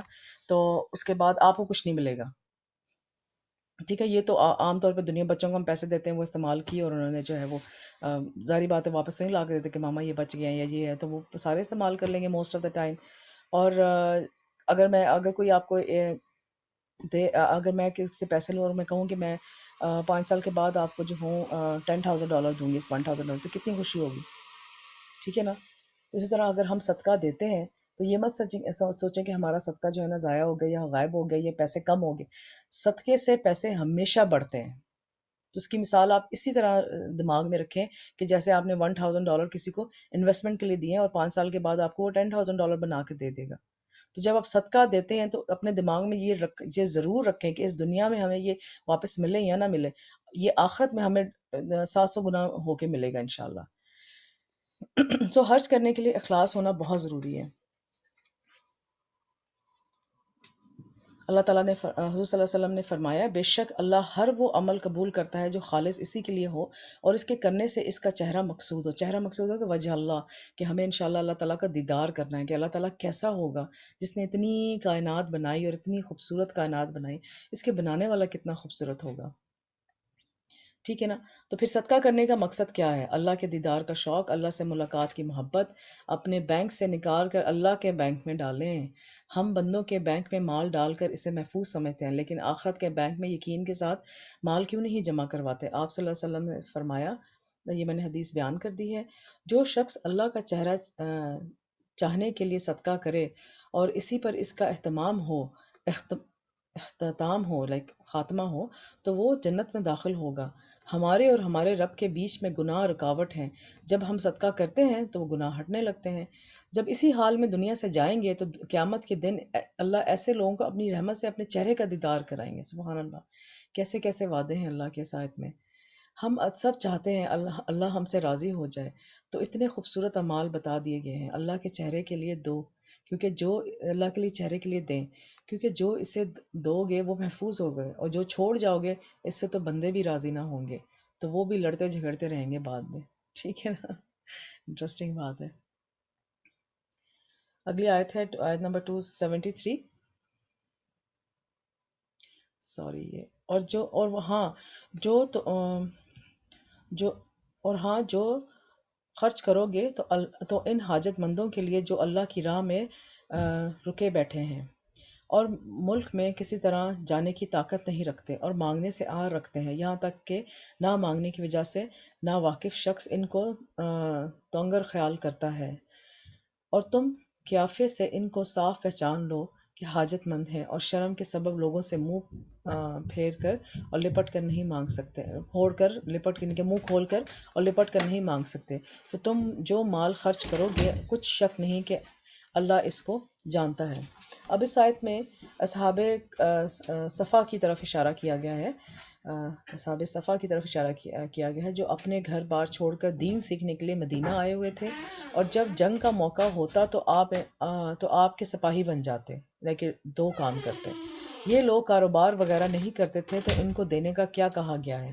عموماً انسان جب اپنے برابر کے لوگوں کو دیتا ہے تو کسی نہ کسی طرح دیا ہوا واپس لوٹ آتا ہے، لیکن ایسے لوگوں پر خرچ کرنا جو لوٹا نہیں سکتے بہت افضل ہے۔ اب اس میں تو اصحاب صفا کے بارے میں بات ہے، جو حضور صلی اللہ علیہ وسلم کے فار ایگزامپل جہاں جب مدینہ کی جو مسجد تھی اس میں جو قرآن پڑھنے اور پڑھانے کا کام کر رہے تھے، اور ظاہری بات ہے وہ کچھ کماتے نہیں تھے تو ان کے لیے، اور وہ بہت شرم بھی محسوس کرتے تھے کسی سے کیا مانگے، اور نہ ہی اپنے منہ سے کسی سے مانگتے تھے، اور بھوک پیاس میں رہ کے بھی اللہ تعالیٰ کے دین کے لیے جو ہے وہ کام کرتے تھے۔ اب اس میں ہمارے لیے سیکھنے کی بات یہ ہے کہ اکثر ہمارے آس پاس آپ لوگ دیکھیں گے کہ جو بہت سفید پوش زندگی گزار رہے ہوں گے مگر مانگنے سے شرمائیں گے اور مانگیں گے نہیں، تو ہمیں بھی ان لوگوں کی جو ہے نا کھوج رکھنی ہے کہ کون ہے ایسے لوگ، اور پھر ایسے لوگ جو ہے نا ان کو ڈائریکٹلی اگر ہم دیں نا کوئی مدد ان کی کرنی چاہیں تو وہ بہت شرم محسوس کرتے ہیں اور بالکل انکار کر دیتے ہیں، اور پھر ہم میں اتنی استعداد نہیں ہوتی کہ ان کے انکار کو اقرار میں بدلیں، ٹھیک ہے نا، ہر کسی کے انکار کو آپ اقرار میں تو نہیں بدل سکتے ہیں، تو ایسے لوگوں کو جو ہے نا کو بہت ہی خاص اسٹریٹجی کے ساتھ مال دینا چاہیے. فار ایگزامپل اگر جو ہے آپ ان کے بچے ہیں، آپ جا کے چپ کر کے ان کے بچوں کے اسکول کی فیس دے دیں، اور اسکول والوں کو کہہ دیں کہ آپ نے بتانا نہیں ہے، ٹھیک ہے نا، آپ ان کے گھر میں راشن کی بوری جو ہے چپ کر کے جا کے رکھ دیں کہ کسی نے وہ ڈیفینیٹلی وہ استعمال تو کر لیں، اٹھا کے باہر تو نہیں پھینکیں گے نا، مگر یہ ہے کہ بتائیں نا، ٹھیک ہے نا. گھر میں جب نہ ہو تو ان کے گھر کے باہر کوئی ایسی چیز رکھ دیں جو ان کے ضرورت استعمال کی. فار ایگزامپل گفٹ ہے، گفٹ دے دیں ان کو ایسی صورت میں کہ یہ رمضان کا گفٹ ہے یا عید کا گفٹ ہے، یا میں عید کے لیے پیسے دیں، یا آپ ان کو ملے ہیں تو بچوں کو اپنی خوشی سے کوئی چیز دے دیں جو کہ ان کی ضرورت کی ہو، یہ نہیں کہ ایسی چیز جو کہ ان کی ضرورت کی نہ ہو، مگر آپ نے ایز اے گفٹ آپ نے اپنا کام ختم کر دیا. فار ایگزامپل آپ یہ بھی کر سکتے ہیں کہ جو ہے آپ جیسے آپ کینیڈا سے گئے ہیں اور آپ کو پتہ ہے ایسے کسی فیملی کا، تو اکثر لوگ ہم لوگ کیا کرتے ہیں کہ کچھ گفٹس لے جائیں گے، بچوں کے کھیلنے کی چیزیں لے جائیں، کپڑے لے جائیں گے، سنو جیکٹس لے جائیں گے، فار ایگزامپل آپ کو بتا رہی ہوں. مگر ایسے لوگوں کے لیے پھر آپ یہ چیزیں نہ لے کے جائیں. ایسے لوگوں کو آپ کہیں کہ ہاں جی بھائی میں سب کے لیے چیزیں لے کر آئی تھی، آپ آپ بچے اپنی مرضی سے جو بھی چیزیں انہوں نے خرید لی. تو اس طرح سے آپ کر سکتے ہیں. میں آپ کو ایک طریقہ بتا رہی ہوں، شاید آپ کے پاس کوئی بہتر طریقہ ہوگا، بٹ جسٹ ان کیس. تو آگے چلتے ہیں. آیا نمبر 274. جو لوگ اپنا مال سوری میری slides are not behaving well today.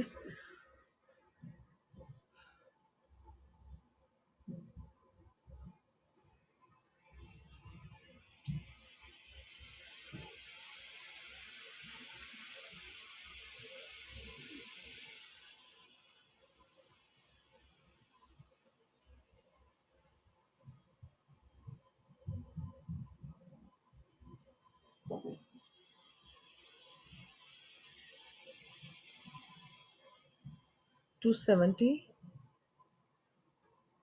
To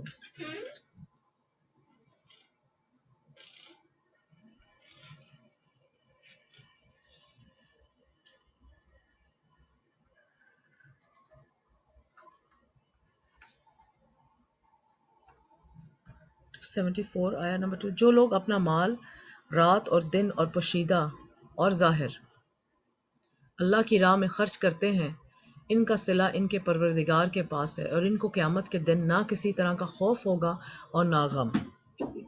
اب صدقے کی دیکھیں کتنی آیتیں ہیں اس میں صدقے کی، اور اللہ تعالیٰ نے ساری کرائٹیریا اس میں بتا دیا ہمیں کہ کیسے کرنا ہے، کب کرنا ہے، کس کو دینا ہے، کس طرح دینا ہے، اور جو ہے وہ ہر طرح کا طریقہ اللہ تعالیٰ نے ایک ایک چیز کھول کے بتا. پھر بھی ہم نہ کریں تو بس. یہ صدقات کے حوالے سے آخری آیت ہے.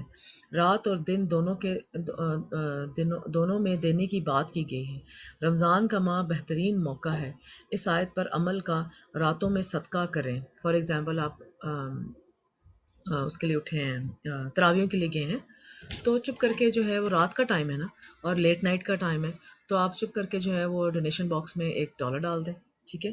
تو یہ چھپا ہوا چھپ کے صدقہ کیا. اور دن میں بھی چھپا کر صدقہ کریں. صدقات رنج اور غم، ڈپریشن کا علاج ہے، ٹھیک ہے. چاہے انسان تھوڑا تھوڑا ہی کیوں نہ کرتا رہے مگر کرے ضرور، اور کوشش کریں ڈیلی صدقہ کریں. آیا نمبر 275. اب اس میں دیکھیں نا، پہلے صدقے کی بات چل رہی تھی اتنی زیادہ، اب چل تو پیسے کی بات رہی ہے. اب پہلے صدقے کی بات چل رہی تھی کہ دینا کیسے ہے، اس کا کیا کرائٹیریا ہے، اور آگے پیسے کی ہی بات ہے مگر سود کی بات شروع ہو گئی ہے. آیت نمبر 275. جو لوگ سود کھاتے ہیں وہ قبروں سے اس طرح خواص باختہ اٹھیں گے جیسے کسی کو جن نے لپٹ کر دیوانہ بنا دیا ہو. یہ اس لیے کہ وہ کہتے ہیں کہ سودا بیچنا بھی تو نفع کے لحاظ سے ویسا ہی ہے جیسے سودا بیچنا بھی تو نفع کے لحاظ سے ویسا ہی ہے جیسے سود لینا ہے. حالانکہ سودے کو یعنی کہ تجارت کو اللہ تعالیٰ نے حلال کیا ہے، اور سود کو حرام تو جس شخص کے پاس اللہ کی نصیحت پہنچی اور وہ سود لینے سے باز آ گیا تو جو پہلے ہو چکا وہ اس کا، اور قیامت میں اس کا معاملہ اللہ کے سپرد ہے، اور پھر لینے لگا تو پھر اور جو پھر لینے لگا تو ایسے لوگ دوزخی ہیں کہ ہمیشہ دوزخ میں جلتے رہیں گے۔ سود کا لینا دین کرنا ناقابل معافی گناہ ہے، اور رسول اکرم صلی اللہ علیہ وسلم نے فرمایا ایسے گناہوں سے بچو جو معاف نہیں کیے جا سکتے۔ ایک روایت میں فرمایا کہ جن کا کفارہ نہیں کیا جا سکتا، ٹھیک ہے، اب سود کا کوئی کفارہ نہیں ہے، صرف اللہ تعالیٰ ہی معاف کریں تو عمل کریں۔ جس نے کسی چیز میں خیانت کی، قیامت کے دن اسے اس چیز کے ہمراہ لایا جائے گا، اور جس نے سود کھایا وہ اس کی وجہ سے قیامت کے دن دیوانہ اور بدخواس اٹھے گا، جیسے کوئی پاگل گھوم رہا ہے وہاں پر۔ حضور اکرم صلی اللہ علیہ وسلم نے فرمایا سود کھانے والے، اس کے کھلانے والے اور اس کی گواہی دینے والے، اس کا معاملہ لکھنے والے، سب پر لعنت فرمائی ہے۔ سود میں ملوث ہر شخص برابر کا گناہ گار ہے۔ سود کے 72 دروازے ہیں، 72 دروازے ہیں، جس سے کم درجے کا گناہ آدمی کا اپنی ماں سے زنا کرنے کے برابر ہے۔ استغفر اللہ۔ اب سود کو جو قریش مکہ تھے وہ کہتے تھے یہ ہمارا جو پروفٹ ہم لوگ ہیں، تو تجارت بھی تو اس میں بھی تو ہمارا پروفٹ ہے۔ سود کیا ہوتا ہے؟ لائک جو ایکسٹرا پروفٹ ہوتا ہے وہ آپ لیتے ہیں کسی کو لین دین کے معاملے میں، اور تجارت میں بھی آپ جب کوئی چیز بیچتے ہیں تو ایکسٹرا پروفٹ لیتے ہیں، تو اس میں اور تجارت اللہ تعالیٰ نے حلال کی ہے اور سود جو ہے وہ حرام کی ہے۔ تجارت اللہ تعالیٰ نے حلال اس لیے کی ہے کہ اس میں جو آپ کی اپنی جو محنت بھی تو ہوتی ہے، جو آپ چیزیں خرید کے لائے ہیں بازار سے یا ہول سیل سے آپ ایک چیز خرید کے لائے ہیں، اس کو آپ اتنے پیسوں میں کہ اتنا اس پہ منافع رکھیں جو کہ ریزنیبل ہو۔ ان ریزنیبل منافع کی اس میں بھی اجازت نہیں ہے کہ ریزنیبل منافع رکھ کے آپ وہ چیز بیچیں، کیونکہ ظاہری بات ہے آپ نے بھی تو محنت کی ہے۔ کوئی چیز جیسے مل رہی ہے کسی دور جگہ سے، آپ وہاں سے گئے ہیں اور ایک محنت کر کے وہاں سے لا کے اور لوکل اپنی کمیونٹی میں وہ چیز ڈسٹریبیوٹ کر رہے ہیں تھوڑے سے زیادہ پیسوں میں، تو وہ تو تجارت ہو گئی، اس کی اللہ تعالیٰ نے اجازت دی ہوئی ہے۔ مگر ناحق آپ لوگوں کو جو ہے وہ پیسے لے رہے ہیں، اور اس میں کوئی آپ کی کمائی بھی آپ کی جو ہے کوئی محنت بھی نہیں ہے، تو اس کی اللہ تعالیٰ نے آپ کو اجازت نہیں دی۔ آیت نمبر 276، اللہ سود کو نابود یعنی بے برکت کرتا ہے، خیرات کو برکت کو بڑھاتا ہے، اللہ کسی ناشکرے گناہ گار کو دوست نہیں رکھتا۔ ابن عباس رضی اللہ تعالیٰ عنہ کہتے ہیں کہ اس آیت کا مطلب یہ ہے کہ اللہ سود خور کا نہ صدقہ قبول کرتا ہے، نہ جہاد، نہ حج، نہ اس کی صلح رحمی قبول کرتا ہے، اور اس کے بس برعکس جو صدقات دیتا ہے اس میں برکت ڈالتا ہے، یعنی کہ جو بھی صدقہ وغیرہ دے گا اس میں اللہ تعالیٰ برکت ڈال رہا ہے، اور دنیا اور آخرت میں اس کو کئی گنا بڑھا کر دیتا ہے۔ رسول اکرم صلی اللہ علیہ وسلم نے فرمایا کہ جو شخص سود کے ذریعے مال میں اضافہ کرے گا اس کے کام کا انجام مال کی قلت ہوگا۔ استغفر اللہ۔ حدیث کے مطابق جس نے حرام کمایا پھر اس سے غلام وغیرہ آزاد کیا اور اس سے رشتہ داروں کو دیا تو وہ اس پر باعث گناہ ہوگا۔ استغفر اللہ۔ یعنی حرام مال دینے سے ثواب کی بجائے الٹا گناہ ہوگا۔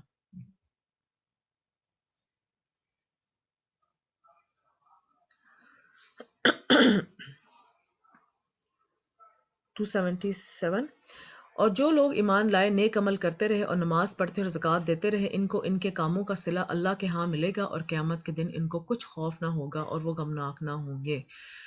آیت نمبر 278، مومنو اللہ سے ڈرو، اور اگر ایمان رکھتے ہو تو جتنا سود باقی رہ گیا ہے اس کو چھوڑ دو۔ اگر آج بھی آپ کو پتہ لگ گیا ہے تو سود کو جو ہے فوراً ارادہ کر لیں کہ سود کو ہم نے چھوڑنا ہے، اور اس کو جو ہے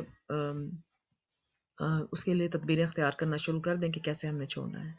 پھر اگر ایسا نہ کرو گے تو تم اللہ اور اس کے رسول کی طرف سے اعلان جنگ سن لو، اور اگر توبہ کر لو گے سود چھوڑ دو گے تو تم کو اپنی اصل رقم لینے کا حق ہے، جن میں سے نہ اوروں کا نقصان اور نہ تمہارا نقصان۔ لائک اگر آپ نے سود کے پیسے واپس کرنے ہیں تو آپ جو ہیں وہ سارے پیسے واپس کر دیں، اور اس میں جو آپ کے اپنے پیسے ہیں ان کو جو ہے نا آپ جتنے فار ایگزامپل آپ نے $1000 لگائے تھے، آپ اپنا $1000 لے لیں، اور باقی جو اوپر کے سارے پیسے ہیں وہ آپ چھوڑ دیں، ان کو کہیں بھی یعنی کہ نیکی کے ذریعے، نیکی کے اس سے نہیں، لائک آپ کسی بھی ڈونیشن باکس میں اس کو ڈال دیں۔ اور اگر قرض لینے والا تنگ دست ہو تو اسے کشاش کے حاصل ہونے تک مہلت دو، اور اگر زر قرض اور اگر زر یعنی کہ جس نے قرض دیا ہے، زر قرض بخش دو تو وہ تمہارے لیے اچھا ہے بشرطے سمجھو۔ ٹھیک ہے، اب اس میں جو ہے وہ قرض کی اللہ تعالیٰ نے بات کی ہوئی ہے کہ قرض جس کو دیا ہوا ہے، فار ایگزامپل اس کو آپ نے کہا ہے کہ میں 1 مہینے کے بعد آپ مجھے واپس کرو گے، تو اگر وہ نہیں کر سکتا واپس، تو اگر وہ تنگ دست ہے، غریب ہے، تو آپ اس کو مہلت دے سکتے ہیں، تو جتنی آپ اس کو مہلت دیں گے اس کا ڈبل آپ کو اجر ملتا جائے گا۔ اور اس دن سے ڈرو جب کہ تم اللہ کے حضور میں لوٹ جاؤ گے، اور ہر شخص اپنے اعمال کا پورا پورا بدلہ پائے گا اور کسی کو کچھ نقصان نہ ہوگا۔ انصاف تو وہاں ہوگا انشاءاللہ۔ آیت نمبر 82۔ اب یہ 82 اس آیت کو جو ہے آیت دین کہا جاتا ہے۔ اس کا ہم پڑھتے ہیں۔ مومنو، اب اس کو ذرا غور سے سنیں۔ مومنو، جب تم آپس میں کسی میعاد معین کے لیے قرض کا معاملہ کرنے لگو تو اس کو لکھ لیا کرو۔ جب آپ پیسہ دیں تو اس کو لکھ لیا کریں، اور لکھنے والا تم میں سے کسی کا نقصان نہ کرے بلکہ انصاف سے لکھے، نیز لکھنے والا جیسا اللہ نے اسے سکھایا ہے لکھنے سے انکار بھی نہ کرے اور دستاویز لکھ دے۔ فار ایگزامپل اگر آپ لکھنا نہیں جانتے اور کسی کو آپ ہائر کر رہے ہیں لکھنے کے لیے، تیسرے بندے کو، تو وہ جو ہے وہ انکار نہیں کر سکتا۔ اس پہ لازم ہے کہ وہ لکھے، اس کانٹریکٹ کو لکھے۔ اور جو شخص قرض لے وہی دستاویز کا مضمون بول کر لکھوائے، لائک قرض لینے والا سارے کانٹریکٹ کی جو ہے وہ شرطیں لکھوائے گا، اور اللہ سے لکھوائے، اور اللہ سے کہ اس کا مالک ہے خوف کرے۔ جو قرض لے رہا ہے وہ اللہ کا خوف کرے لکھواتے بھی، اور زر قرض میں سے کچھ کم نہ لکھوائے، اور اگر قرض لینے والا یعنی کہ زر جس نے قرض دیا ہے کچھ کم نہ لکھوائے کہ میں نے اس کو لائک $1000 دیے مگر لکھوانے میں جو ہے وہ $1200 لکھ دیے۔ اور اگر قرض لینے والا کم عقل یا ضعیف ہو، لائک اس کی عقل نہ کام کرتی ہو، یا مضمون لکھوانے کی قابلیت نہ رکھتا ہو، تو جو اس کا ولی ہو وہ انصاف کے ساتھ مضمون لکھوائے۔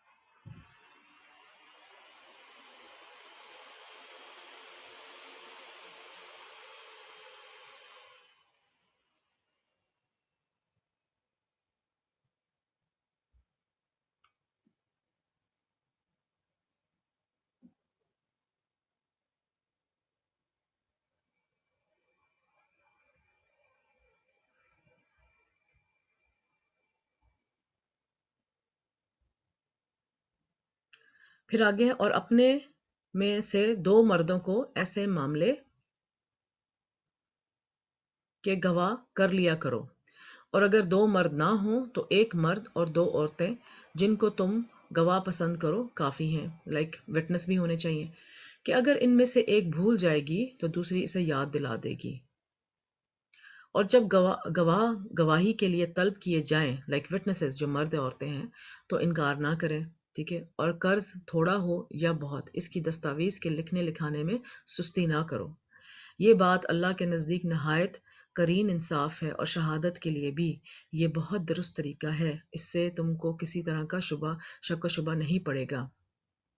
ہاں، اگر سودا دست بدست ہو، لائک فوراً آپ نے پیسے لیے اور چیز لے لی، تو جیسے ہم لوگ بازار جاتے ہیں اور گروسری وغیرہ کرتے ہیں، تو آپس میں لیتے دیتے ہو اور آپس میں لیتے دیتے ہو، لائک آپ ٹرسٹ کرتے ہیں، تو اگر ایسے معاملے کی دستاویز نہ لکھو تو تم پر کچھ گناہ نہیں۔ اور جب خرید و فروخت کیا کرو، مثلا زمین جائیداد کی، تو بھی گواہ کر لیا کرو۔ اور کاتب دستاویز، لائک جو لکھنے والا ہے، دستاویز اور گواہ معاملہ کرنے والوں کا کسی طرح کا نقصان نہ کریں، ٹھیک ہے؟ اگر تم لوگ ایسا کرو گے تو یہ تمہارے لیے گناہ کی بات ہے، اور اگر اللہ سے ڈرو اور دیکھو کہ وہ تم کو کیسی مفید باتیں سکھاتا ہے، اللہ ہر چیز پر قادر ہے۔ اس آیت کو آیت دین کہتے ہیں۔ سورۃ بقرہ اس لحاظ سے بہت اہم کیونکہ اس میں قرآن مجید کی سب سے عظیم آیت اور سب سے طویل آیت موجود ہے۔ سب سے عظیم آیت کون سی تھی؟ آیت الکرسی، اور سب سے طویل آیت ہے، پورے پیج کی یہ آیت ہے۔ تو مالی معاملات میں لکھت پڑھت کرنے کا حکم صرف غیروں کے لیے نہیں، رشتہ داروں میں بھی لکھ لیا کرو۔ خاندانوں میں فتنہ فساد کی بنیادی وجہ معاملی معاملات میں دھوکہ دہی ہے۔ کبھی بھی انسان کی نیت تبدیل ہو سکتی ہے، اس لیے اللہ تعالیٰ نے حکم دیا کہ ان معاملات کو لکھ لیا کرو۔ لکھنے کی شرائط کیا ہے؟ عدل کے ساتھ لکھنا ہے، لکھنا والا لکھنے سے انکار نہ کرے، اس کا شکر کرے۔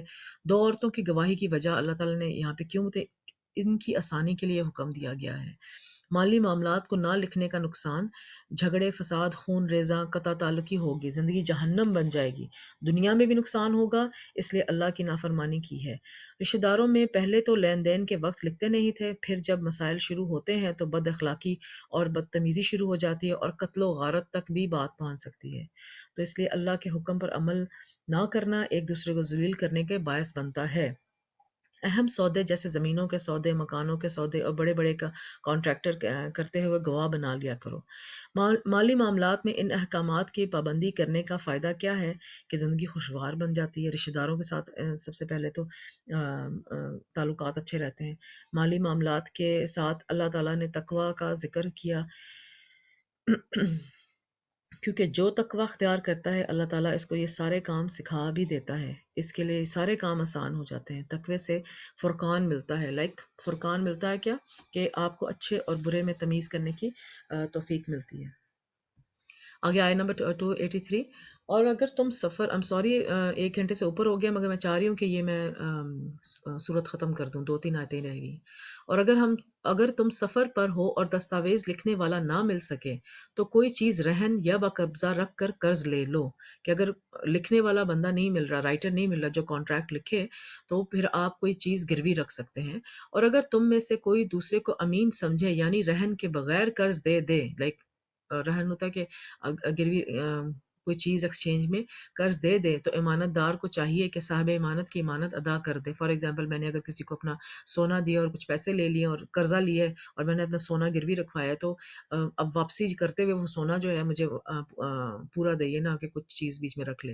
اور اللہ سے جو اس کا پروردگار ہے ڈرے، اور دیکھنا شہادت کو مت چھپانا، لائک وٹنس، تو جو اس کو چھپائے گا وہ دل کا گنہگار ہوگا، اور اللہ سب کاموں سے واقف ہے۔ دل کے بھی گناہ ہوتے ہیں، دل کے بھی عمل ہوتے ہیں، ظاہری باطنی اقوال افعال، سب میں گناہ سے بچو اور اللہ کا تقوی اختیار کرو۔ ابن عباس رضی اللہ تعالیٰ عنہ فرماتے ہیں،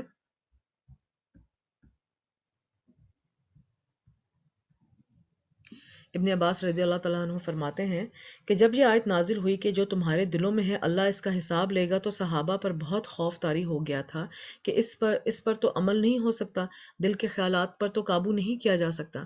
تو آپ صلی اللہ علیہ وسلم نے فرمایا، کہو سمعنا واطعنا وسلمنا، ہم نے سنا اور اطاعت کی اور ہم نے تسلیم کر لیا۔ لائک آپ اپنی زبان سے شہادت دے دیں کہ ابھی بھی، اور ہم سب بھی ابھی اس وقت یہ ساری صورتیں آیتیں سن کے کہیں سمعنا واطعنا وسلمنا، انشاءاللہ۔ اس پر اللہ تعالیٰ نے ان کے دلوں میں ایمان بھر دیا۔ ٹھیک ہے، اگر ہمیں دل میں تھوڑی بے چینی ہو رہی ہے تو اللہ تعالیٰ اس پہ جو ہے ایمان کی طاقت اس کو نصیب کر دیں گے۔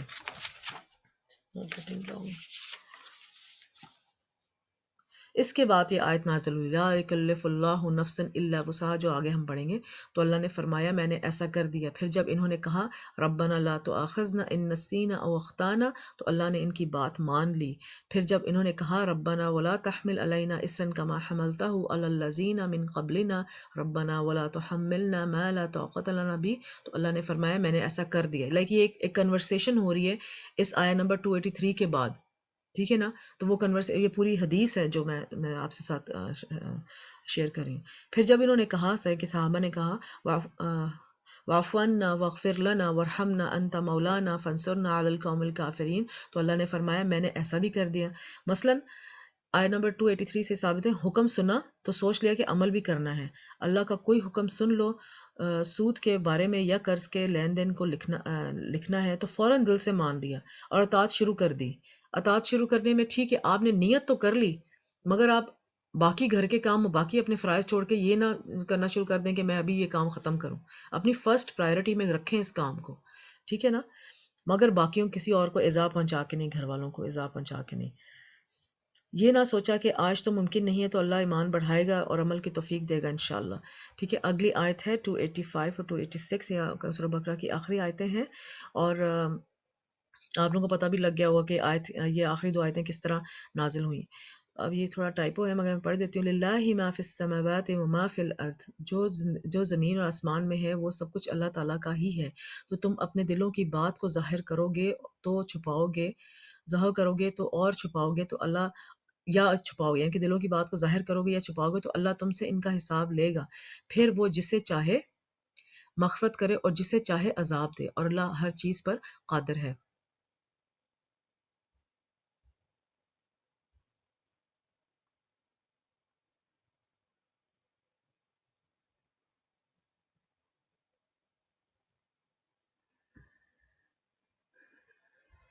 تو یہ وہی ہے جو ہم نے ابھی پڑھی ہے آیت، حدیث، اس کو دوبارہ انشاءاللہ پڑھ دیتے ہیں۔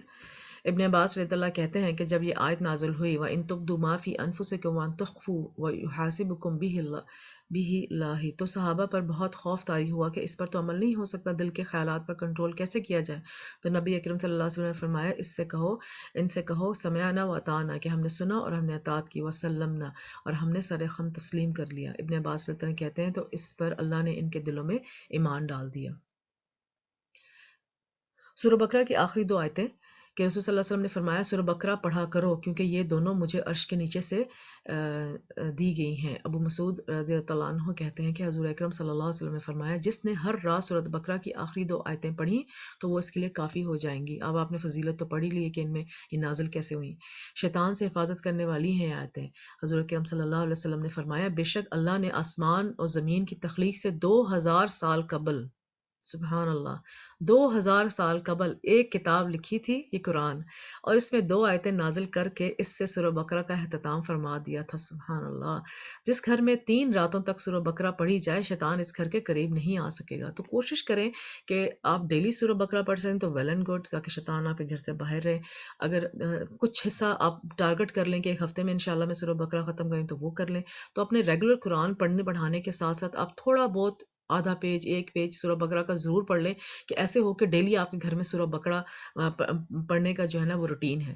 تو اس سے شیاطین آپ کے گھر سے باہر رہیں گے، اور بہت سارے، جب شیاطین باہر رہیں گے تو انشاءاللہ سارے مسائل ہی باہر رہیں گے۔ ٹھیک ہے نا؟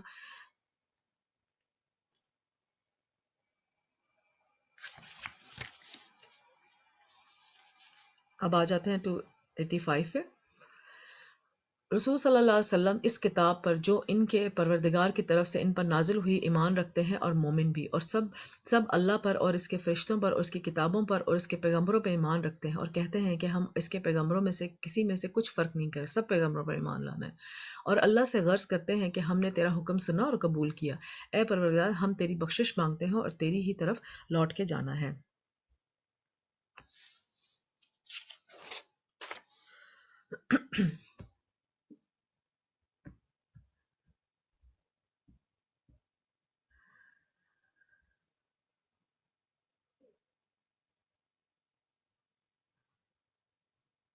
پھر ٹائپ ہو گیا،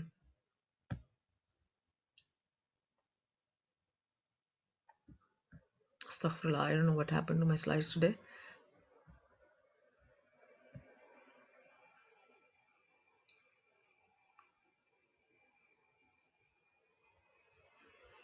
اور کسی شخص کو اس کی طاقت سے زیادہ کا ذمہ دار نہیں اللہ تعالیٰ کسی شخص کو اس کی طاقت سے زیادہ کا ذمہ دار نہیں بناتا۔ اچھے کام کرے گا تو اس کو اس کا فائدہ ملے گا، برے کرے گا تو ان کو اس کا نقصان ملے گا۔ تو ہم نے دعا کیا کرنی ہے؟ اے پروردگار اگر ہم سے کوئی بھول یا چوک ہو گئی ہو تو ہم سے مواخذہ نہ کیجیے۔ اے پروردگار ہم پر ایسا بوجھ نہ ڈالیے جیسا تو نے پہلی قوموں پر، تم نے ہم سے پہلے لوگوں پر ڈالا تھا۔ اے پروردگار جتنا بوجھ اٹھانے کی ہم میں طاقت نہیں اتنا بوجھ ہم پر نہ رکھیے۔ اے اے پروردگار ہمارے گناہوں سے درگزر کریں اور ہمیں بخش دیں اور ہم پر رحم فرما، تو ہی ہمارا مددگار ہے، سو ہم کو کافروں پر غالب کر۔ اللہ تعالیٰ نے 104 کتابیں نازل کی، قرآن مجید، تورات، انجیل، زبور، 4 بڑی کتابیں ہیں، 10 صحیفے موسیٰ کے، 10 صحیفے ابراہیم علیہ السلام کے، اور شعیب اور باقی پیغمبروں پر جو کتابیں نازل کی گئی ہیں ہم ان سب پر ایمان رکھتے ہیں، اور جب رات کو سونے سے پہلے ان سب کی ہم اپنے ایمانیات کی ریویژن کر کے سوتے ہیں کہ اللہ تعالیٰ نے ان سب کو انسان کی ہدایت کے لیے اتارا ہے، یہ اللہ کا احسان اور انعام ہے۔ قرآن مجید جو سب سے آخری کتاب ہے، اس میں پچھلی ساری کتابوں کی تعلیمات کو محفوظ کر دیا گیا ہے جو رہتی دنیا تک انسان کی ہدایت کے لیے کافی ہیں۔ آیت 285 کی اس لیے اہمیت ہے کہ اس میں ایمان کے سارے اجزاء مکمل ہو جاتے ہیں، اللہ پر ایمان، فرشتوں پر ایمان، رسولوں پر ایمان، کتابوں پر ایمان۔ اس میں تقدیر کا ذکر نہیں کیا گیا، مگر تقدیر پہ بھی ایمان ہے۔ سمعنا و اطعنا میں اللہ کے فیصلوں کو خوشی سے قبول کرنا ہے، چاہے وہ آزمائش ہو چاہے اچھے فیصلے ہوں۔ اللہ کی رضا پر راضی رہنا، کسی مشکل پر کوئی شکوہ نہ کرنا، یہی تقدیر پر ایمان لانا ہوتا ہے۔ ایمان کی اصل چاشنی یہ ہے کہ انسان اللہ تعالیٰ کے احکام سن کر مان جائے۔ بخشش طلب کرنے سے پہلے اطاعت کی بات کی گئی ہے، آپ اطاعت کریں گے، اس میں وہ غلطی کوتاہی ہو گئی ہے ہم سے تو اللہ تعالیٰ سے بخشش طلب کرنی ہے۔ حضور اکرم صلی اللہ علیہ وسلم نے فرمایا، جو شخص میرے اس وضو کی طرح وضو کرے، پھر 2 رکعت نماز پڑھے جس میں اپنے نفس سے کوئی بات نہ کرے، یعنی کہ پوری اٹینشن کے ساتھ، تو اس کے گزشتہ گناہ بھی معاف کر دیے جائیں گے۔ جب چاہیں کہ اپنے گناہوں معاف کرا لیں تو کچھ کام کرنا چاہیے، کبھی نماز پڑھ کر، کبھی صدقہ کر کے، کبھی روزہ رکھ کے، کبھی علم کی مجالس میں شریک ہو کر۔ ان آیات سے پتہ چلتا ہے کہ انسان کے طاقت اور وسعت محدود ہیں، بندہ کمزور ہے، وہ اللہ سے دعا کرتا ہے کہ اے اللہ میری وسعت زیادہ سے زیادہ بوجھ نہ مجھ پر ڈالنا، بھول چوک معاف فرمانا۔ ان آیات کو پڑھ کر جو دعا مانگی جاتی ہے وہ قبول ہوتی ہے۔ تو اس سے ہمارا پارہ نمبر 2 کمپلیٹ ہو گیا، اور یہی ہم نے کہا تھا کہ آج ہم جو ہے یہی پارہ انشاءاللہ کریں گے، اور سورہ آل عمران ہم کل انشاءاللہ شروع کریں گے۔ تو اس میں عمل کی باتیں جو ہیں ہم لوگ دیکھ لیتے ہیں کہ میں روزانہ کسی نہ کسی چیز کا صدقہ دینے کی کوشش کروں گی، جیسے کسی کو کھانا کھلانا، کپڑے دینا، مالی امداد کرنا، کسی کو اچھی نصیحت کرنا، یا راستے سے نقصان دہ چیز کو اٹھانا۔ فار ایگزامپل اس میں جو بات لکھی ہے نا، کسی کو اچھی نصیحت کرنا، فار ایگزامپل کوئی فون کال آپ نے اٹینڈ کر لی ہے، تو فون کال جب بھی آپ اٹینڈ کرتے ہیں نا، اس سے پہلے ہمیشہ نیت بنا لیں کہ انشاءاللہ میں اللہ کے لیے اس بندے کو کوئی نہ کوئی اچھی بات ضرور بتاؤں گی، کوئی نہ کوئی فائدہ مند بات ضرور بتاؤں گی، چاہے دنیا کی ہو چاہے آخرت کی ہو، اور اس کے لیے خالصاً اپنی نیت جو ہے نا وہ اللہ تعالیٰ کے لیے کر لیں، یہ آپ کا صدقے میں شمار ہو جائے گا، ایزی رائٹ۔ میں اپنے مال کا محاسبہ کروں گی، اور اس میں مال کسی ایسے ذریعے سے تو نہیں آیا جو کہ حلال نہیں ہے۔ ایون کرنٹ اکاؤنٹس میں بھی کبھی کبھی انٹرسٹ پڑ جاتا ہوتا ہے، تو اس میں ضرور دیکھیں۔ کبھی آپ نے کچھ چیز خریدی ہوتی ہے لون کے اوپر جس میں انٹرسٹ نہیں ہوتا، مگر اس کا دھیان رکھنا ہوتا ہے کہ ایک اسپیسیفک ٹائم تک اگر آپ نے وہ پیمنٹ کر دی ہے تو آپ کو انٹرسٹ نہیں پڑے گا، اگر پیمنٹ نہیں کی تو آپ کو انٹرسٹ پڑ جائے گا۔ تو ان ڈیٹس کا، ان چیزوں کا لکھ کے خیال رکھیں، ریمائنڈرز لگائیں کہ آپ کو جو ہے نا اس میں سود نہ پڑے، ٹھیک ہے۔ میں اپنی روزانہ کی روٹین میں سنت نبی صلی اللہ علیہ وسلم کو شامل رکھوں گی۔ میں دو ہفتے میں سورہ بقرہ کی آخری 2 آیات یاد کر کے انہیں روزانہ سونے سے پہلے پڑھوں گی، ٹھیک ہے۔ اور کوئی نہ کوئی صورت یاد کرنے کی یا کوئی نہ کوئی آیت یاد کرنے کے لیے جو ہے انشاءاللہ آپ کوشش کریں۔ تو اس پہ ہم یہ اپنا سیشن اینڈ کرتے ہیں، کوسچن آنسرز میں لے لیتی ہوں، آپ جو ہے وہ میں دعا کر لوں۔ سبحان اللہ و بحمدہ، سبحانک اللہم و بحمدک، اشہد ان لا الہ الا انت، استغفرک و اتوب الیک۔ ربنا تقبل منا، اللہم صلی وسلم علی نبینا محمد۔